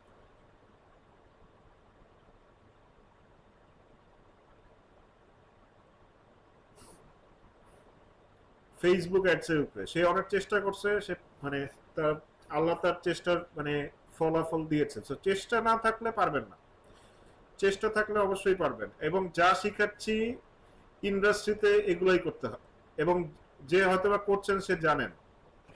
এর বাইরে আমি অনেক অ্যাডভান্স লেভেলে অনেক কিছু দেখিয়ে দিচ্ছি, মানে অনেকেই অনেক ভালো ভালো মানে ইয়ার আমি অনেক জায়গায় কোর্স করেছি, অনেক আমার অনেক ইয়া ছিল। সো এত ডিটেইলিও দেখা না, ইন্ডাস্ট্রিতে এগুলোই লাগে। ইন্ডাস্ট্রিতে এই যে ফেসবুকে যা দেখাইছি, ইয়াতে ইন্ডাস্ট্রিতে এগুলোই কাজ হয়, এর বাইরে থেকে মঙ্গল গ্রহ থেকে কিছু আসে না। সো যারা ওই যে মানে কনফিডেন্স থাকে, যারা হচ্ছে কি একটু ট্রাই করে তারাই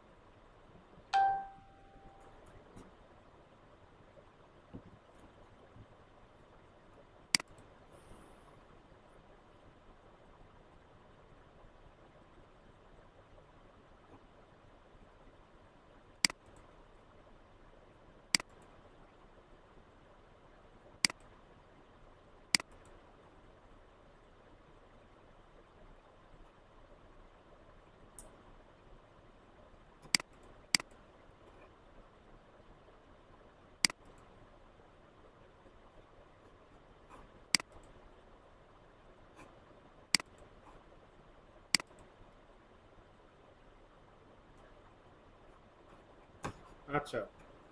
সো দেখেন, ধরেন এই যে এই গাড়িটা Axio, Axio price in Bangladesh, এটা যদি দেখি,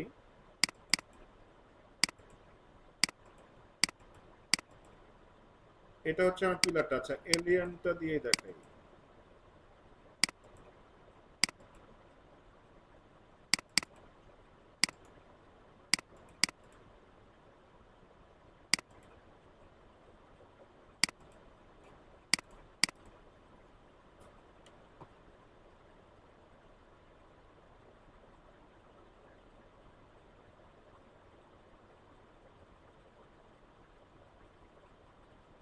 So, আমি তাকে কি দিয়েছি, আমি প্ল্যানিং করে দিয়েছি যে আমার এই এই পয়েন্টের একটা পয়েন্টের লিস্ট স্ট্রাকচার তাকে দিয়ে দিয়েছি যে আমার 10টা পয়েন্ট লাগবে ফর এক্সাম্পল 10টা পয়েন্ট লাগবে, 10টা পয়েন্টের ভিতরে এত ওয়ার্ডের মধ্যে হতে হবে। দেন সে কি করেছে, আমার মেইন কিওয়ার্ড কি কোনটা ছিল, alien car price in Bangladesh. সাথে সে কি করেছে, আরো কিছু সিনোনিমাস কিওয়ার্ড অ্যাড করেছে। মানে এইখানে রেশিও হচ্ছে আপনার আপনার মেইন কিওয়ার্ডটা, আপনার আর্টিকেলটা যদি 1000 কিওয়ার্ডের মধ্যে হয়, সরি 1000 ওয়ার্ডের মধ্যে হয়, যেটা মেইন কিওয়ার্ড আপনি 3 বার ইউজ করবেন, 3 থেকে 4 বার, এর বেশি না। এরপরে কি করতে পারেন, এরপরে আপনি সিনোনিমাস কিওয়ার্ড ইউজ করবেন। ঠিক আছে, সিনোনিমাস কিওয়ার্ড বলতে হচ্ছে গিয়ে যেমন এলিয়ান কার প্রাইসের জায়গায় alien price in Bangladesh, Toyota alien price in Bangladesh, alien A15, মানে এই কিওয়ার্ড গুলা, মানে ধরেন আপনি ঘুরিয়ে পেঁচিয়ে আরো যেসব কিওয়ার্ড আছে সেগুলা ইউজ করতে পারেন। বাট আপনার কি এগুলোর ক্ষেত্রে কেডি চেক করা লাগবে না। আপনার মেইনলি কম্পিটিশন দেখবেন, আপনার মেইন কিওয়ার্ড যেটা আপনি টার্গেট করে র্যাঙ্কে আসতে যাচ্ছেন সেইটা কেডি আপনার চেক করতে হবে, বা সেইটার কম্পিটিশন আপনি দেখবেন। ঠিক আছে, আরো কিছু কথা আছে যেগুলো আমি আরো সামনে বলবো। আচ্ছা, এরপরে দেখেন সে আমাকে একটা মেটা ডেসক্রিপশনও লিখে দিয়েছে, এবং আমি যে স্ট্রাকচারটা তাকে দিয়েছি সেই স্ট্রাকচার অনুযায়ী সে কপি রাইটিং করেছে বা আর্টিকেলটা রাইটিং করেছে।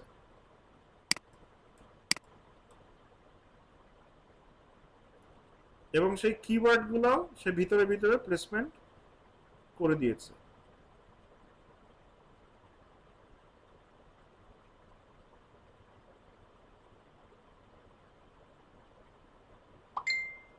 আমি আরেকটা প্রজেক্টে কাজ করতেছি, নতুন একটা প্রজেক্ট আসছে, সেটা হচ্ছে গিয়ে পারগোলাস। সোসাইটিটা আমি মাত্র বিল্ড করছি, বা বিল্ড করা একদমই স্ক্র্যাচ লেভেল আছে। তো আর্টিকেল লেখার আমি স্টার্ট করেছি, ওই স্ট্রাকচারগুলো আমি আপনাদের দেখাই যে আর্টিকেল রাইটার আসলে আমাকে কি দিচ্ছে, মানে কিভাবে আমি রাইট করাচ্ছি।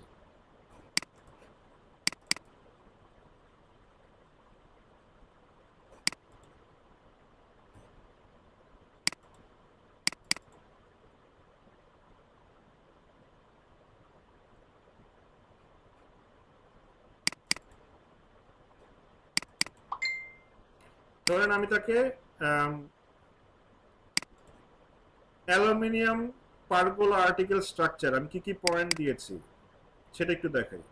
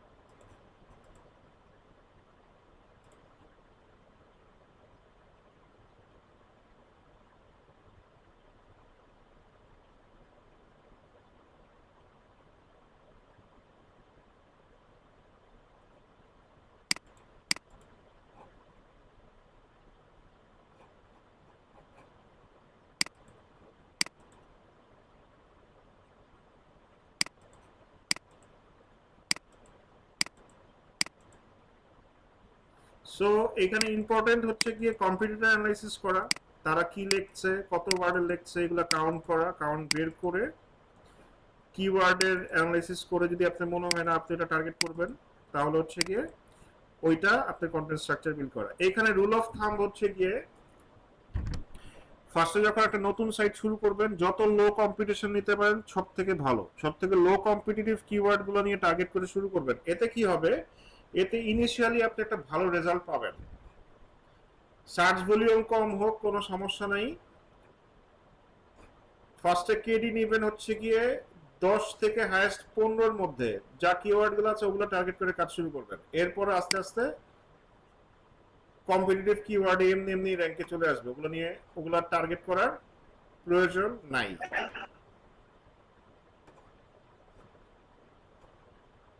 মানে ব্যাপারটা কি এরকম যে একটা কিওয়ার্ডে টার্গেট করলে একটা কিওয়ার্ডে র্যাঙ্কে আসে? না, একটা কিওয়ার্ড টার্গেট করলে একটা আর্টিকেল এরকম রিলেটেড 1000টা বা 1,00,000 কিওয়ার্ডেও র্যাঙ্কে আসতে পারে। ফর এক্সাম্পল আমি যদি দেখাই, আমার একটা আর্টিকেল আছে, ধরেন সিএইচআর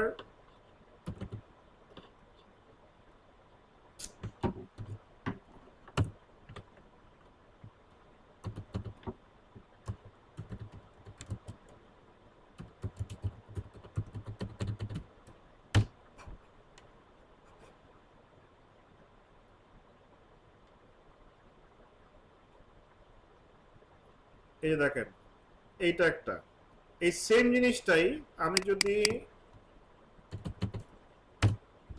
সিএইচআর লিখে সার্চ করি তাও আসে। ঠিক আছে, আমি যদি ধরেন টয়োটা সিএইচআর লিখে সার্চ করি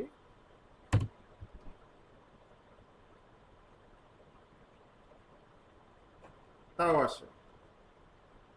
সো একটা আর্টিকেল হাজার হাজার কিওয়ার্ডও র্যাঙ্ক করতে পারে। এখন ধরেন আমার মেইন কিওয়ার্ড হচ্ছে Toyota C-HR price in Bangladesh, এইটার সার্চ ভলিউম কত ছিল, কত মানে 15-20 হাজার, বাট এই একটা আর্টিকেল থেকেই আমার কয়েক বা 8-10 হাজার ট্রাফিক জেনারেট হয়। ঠিক আছে, বা 5-6 হাজার মানুষ খালি এই ইয়ার থেকেই আসে। আবার ধরেন এইটার কেডি ধরেন কিওয়ার্ড ডিফিকাল্টি অনেক কম, কিন্তু আমি শুধু সিএইচআর যদি দেখেন, খালি এসিএমটার সাথে দেখেন, এইটার কেডি হচ্ছে 50, এটা টার্গেট করে আমি জীবনও কাজ করতে পারতাম না, বা এটা টার্গেট করে কাজ করা বা আর্টিকেল বিল্ড করা সম্ভব না। কিন্তু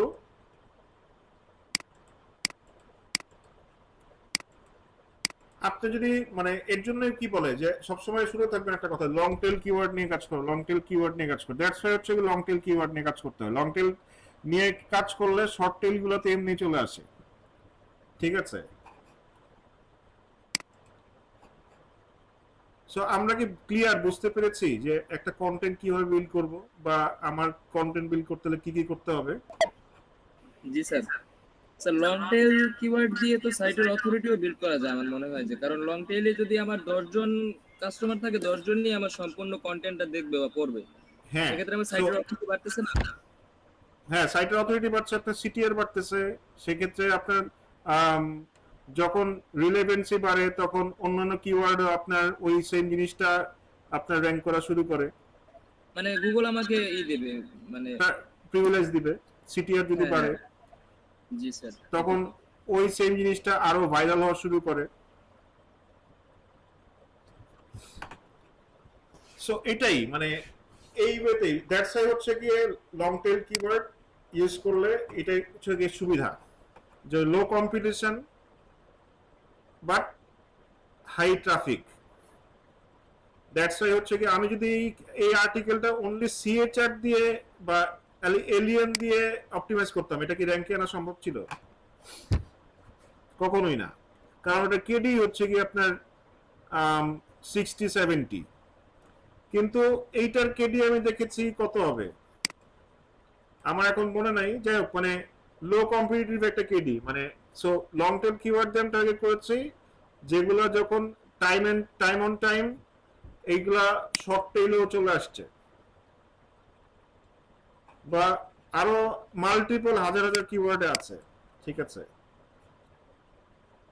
সো আপনি যদি একটা অপটিমাইজ করতে পারেন, মানে বাদ বাকিগুলো অটোমেটিক্যালি অপটিমাইজড হয়ে যায় যদি আপনার কন্টেন্টটা সিটিআর ভালো থাকে, মানে তারপরে আপনার ইয়া থাকে, বাউন্স রেট ভালো থাকে, তারপরে আপনার স্ক্রিন টাইম ভালো থাকে, সব মিলিয়ে যদি ভালো হয় তাহলে অটোমেটিক্যালি এগুলো র্যাঙ্কে আসা শুরু করে, মানে সব কিওয়ার্ডে। সো এক্সপেরিয়েন্সটা অনেক বড় একটা matter.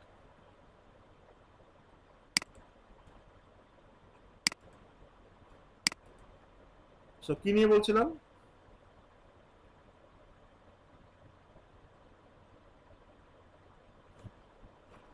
So short tail keyword আর লং টেল নিয়ে বলছিলাম। যাই হোক, সো ক্লিয়ার, এখন কন্টেন্ট বিল্ড করতে পারবেন?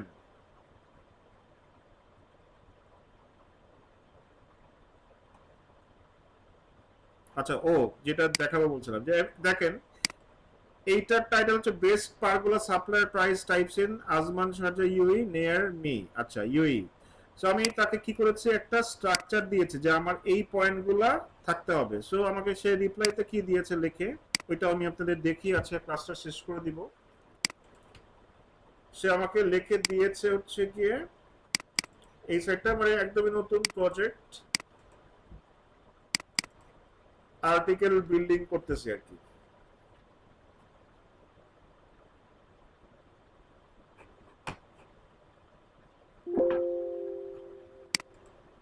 সে এই যে পয়েন্টগুলো দিয়েছি,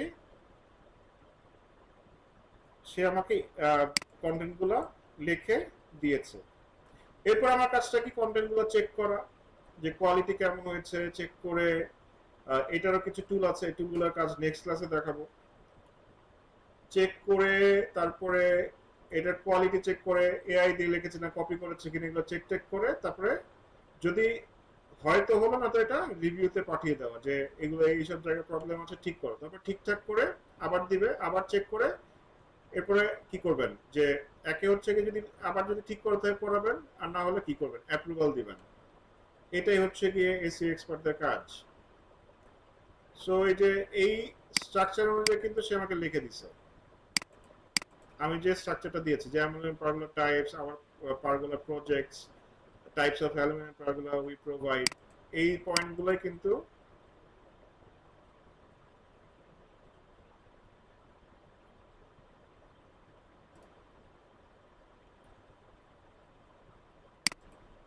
এই যে aluminium pergola types, our projects,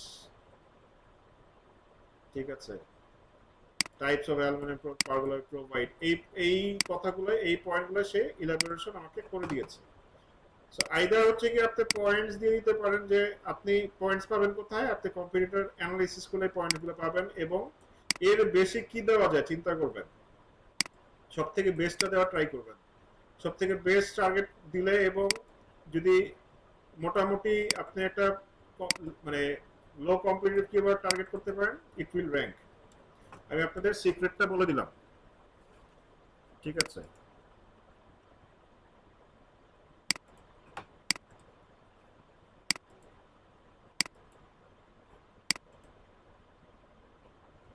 but মানে এটা ট্রু, মাথা খাটাতে হয়, মাথা না খাটালে পারবেন না, চিন্তা করতে হয়, অনেক চিন্তা করতে হয়। এসইওর মেইন কাজটাই হচ্ছে চিন্তা করা।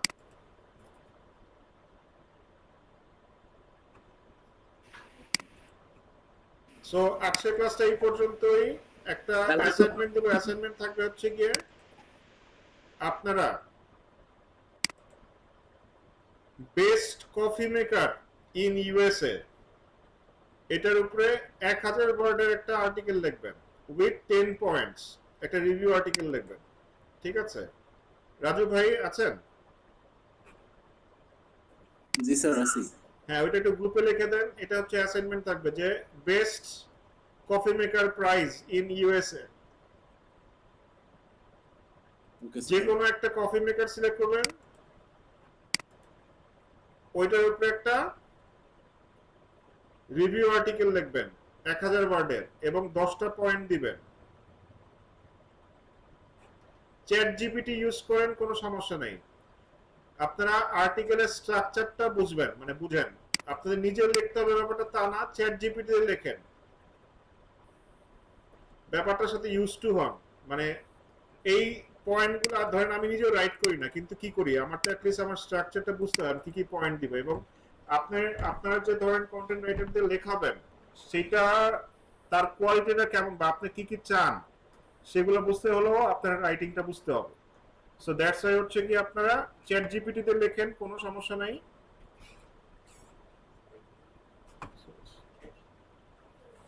সো এটা বুঝেন, বুঝে হচ্ছে গিয়ে মানে আর্টিকেলটা, মানে একটা 1000 ওয়ার্ডের আর্টিকেল লিখবেন বেস্ট।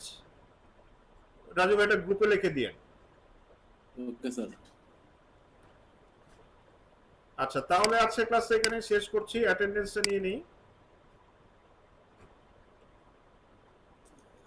স্যার একটা প্রশ্ন আছে। জি বলেন। স্যার ফেসবুকে যদি আমাদের মনে করেন কোনো ভিডিও সবাইকে দেখাইতে চাই, একটা ফানি ভিডিও হইতে পারে, তো ওখানে কি আমার কোনো অডিয়েন্স সিলেক্ট করতে হবে? সবাইকে দেখাতে চান, এটা কোনো টার্গেট অডিয়েন্স, সবাইকে দেখাতে চাইলে সবাইকে মানে তাহলে অডিয়েন্স সিলেক্ট করার দরকার নেই। আর যদি স্পেসিফিক টাইপ অফ পিপলকে দেখাতে চান তাহলে মানে ইয়া করতে পারেন, অডিয়েন্স সিলেকশন করতে পারেন। অডিয়েন্স সিলেক্ট না করলে সবার কাছে র্যান্ডমলি চলে যাবে। হ্যাঁ, র্যান্ডমলি বলতে হচ্ছে গিয়ে তাও ওই যে আপনার পেজটা কি রিলেটেড ওগুলো দেখে ওই টাইপের মানুষজনের কাছেই যাবে, বাট র্যান্ডমলি যাবে আর কি মোস্ট অফ দেম।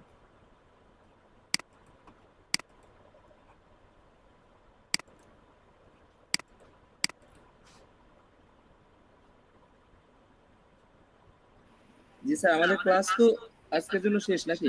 হ্যাঁ, আজকে শেষ, অ্যাটেন্ডেন্সটা নিয়ে শেষ করে দিই। জি স্যার, ওই আমি গ্রামে আছি তো এখনো, মানে কারেন্ট নাই, ল্যাপটপে চার্জ শেষ, মানে বন্ধ হয়ে যেতে পারে যে কোনো সময়, এই জন্য আমি অ্যাটেন্ডেন্সটার কথা বলে বের হয়ে যেতে চেয়েছিলাম, এখন কি থাকবো কিনা মানে আচ্ছা বন্ধ হয়ে রাজু গেলে ভাই আমি- তাহলে একটু বলে দিয়েন। আর হচ্ছে আমাকে আরো একজন নক দিয়েছিল রাজু ভাই, উনি হচ্ছে যে ওনারটাও একটু দিয়ে দিয়েন অ্যাটেন্ডেন্সটা, ওনার নাম হচ্ছে গিয়ে সাদিকুল ইসলাম, এমডি সাদিকুল ইসলাম। আচ্ছা ঠিক আছে, ধন্যবাদ স্যার, ধন্যবাদ স্যার, আসসালামু আলাইকুম। জি বলেছেন।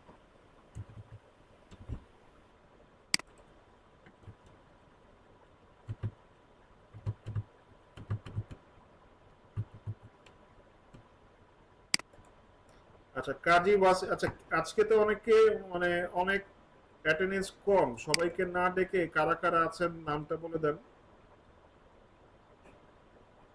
স্যার, ফাতিমাতুজ জোহরা। আচ্ছা অ্যাটেন্ডেন্স আমি ডাকি, সময় 15 জন তো আছেন। আজকে হচ্ছে গিয়ে 15।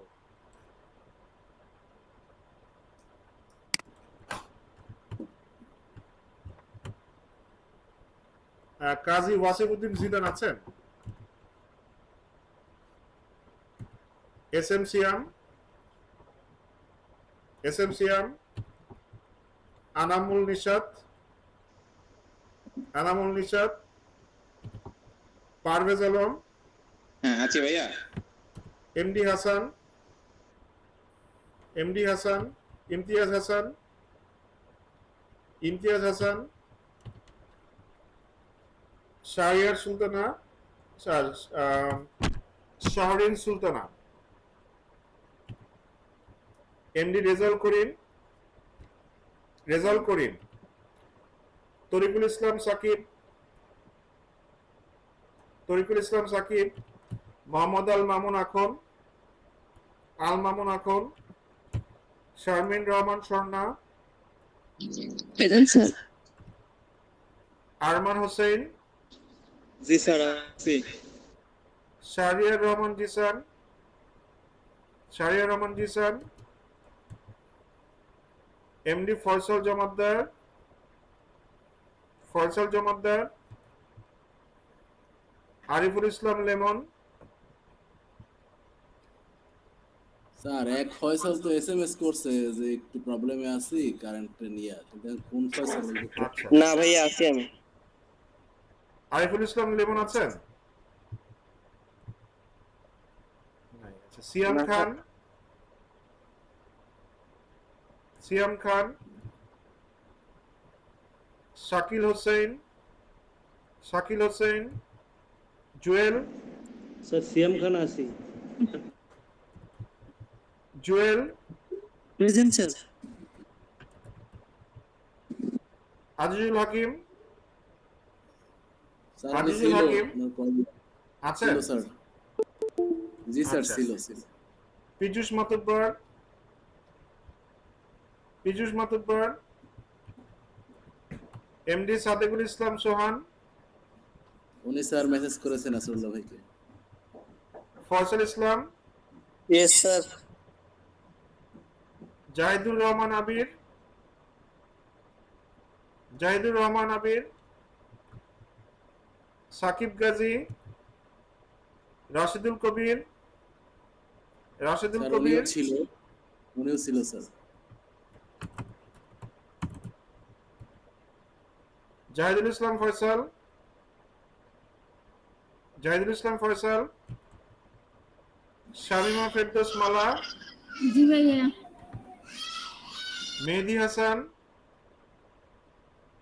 মেহেদী হাসান,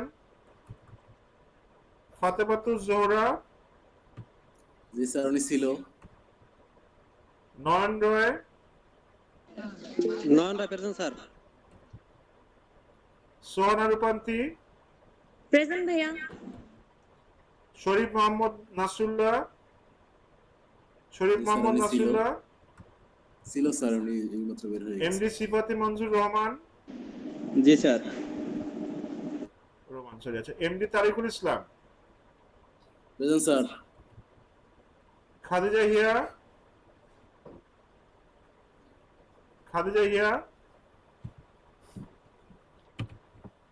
সাদিয়া আক্তার, এমডি নওশাদুল ইসলাম মিরাজ, মঞ্জয় কুমার অধিকারী, উম্মুল খায়ের সালমা, কে এম নাসির উদ্দিন, একে খায়রুল ইসলাম, এমডি নাহিয়ান হাসান মুয়াজ, আফ্রিদি আহমেদ, ফাতেমা জাহান আশা, এমডি আরিফুর রহমান, করিমা আক্তার, জানাতুল ফেরদৌস ইমা, Yes sir. Nabila Ferdous Shifa. Present sir. So thank you everyone. Next class এ দেখা হবে। Next class পরশুদিন। স্যার ওই 3 নাম্বার এনামুল নিশাত উনি আছে। 3 number Enamul Nishat.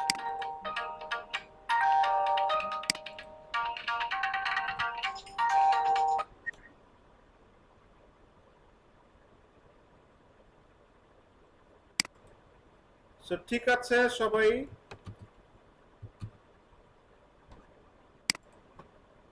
Thank you. Next ক্লাসে কথা হবে ইনশাআল্লাহ। আসসালামু আলাইকুম স্যার। জি ওয়ালাইকুম।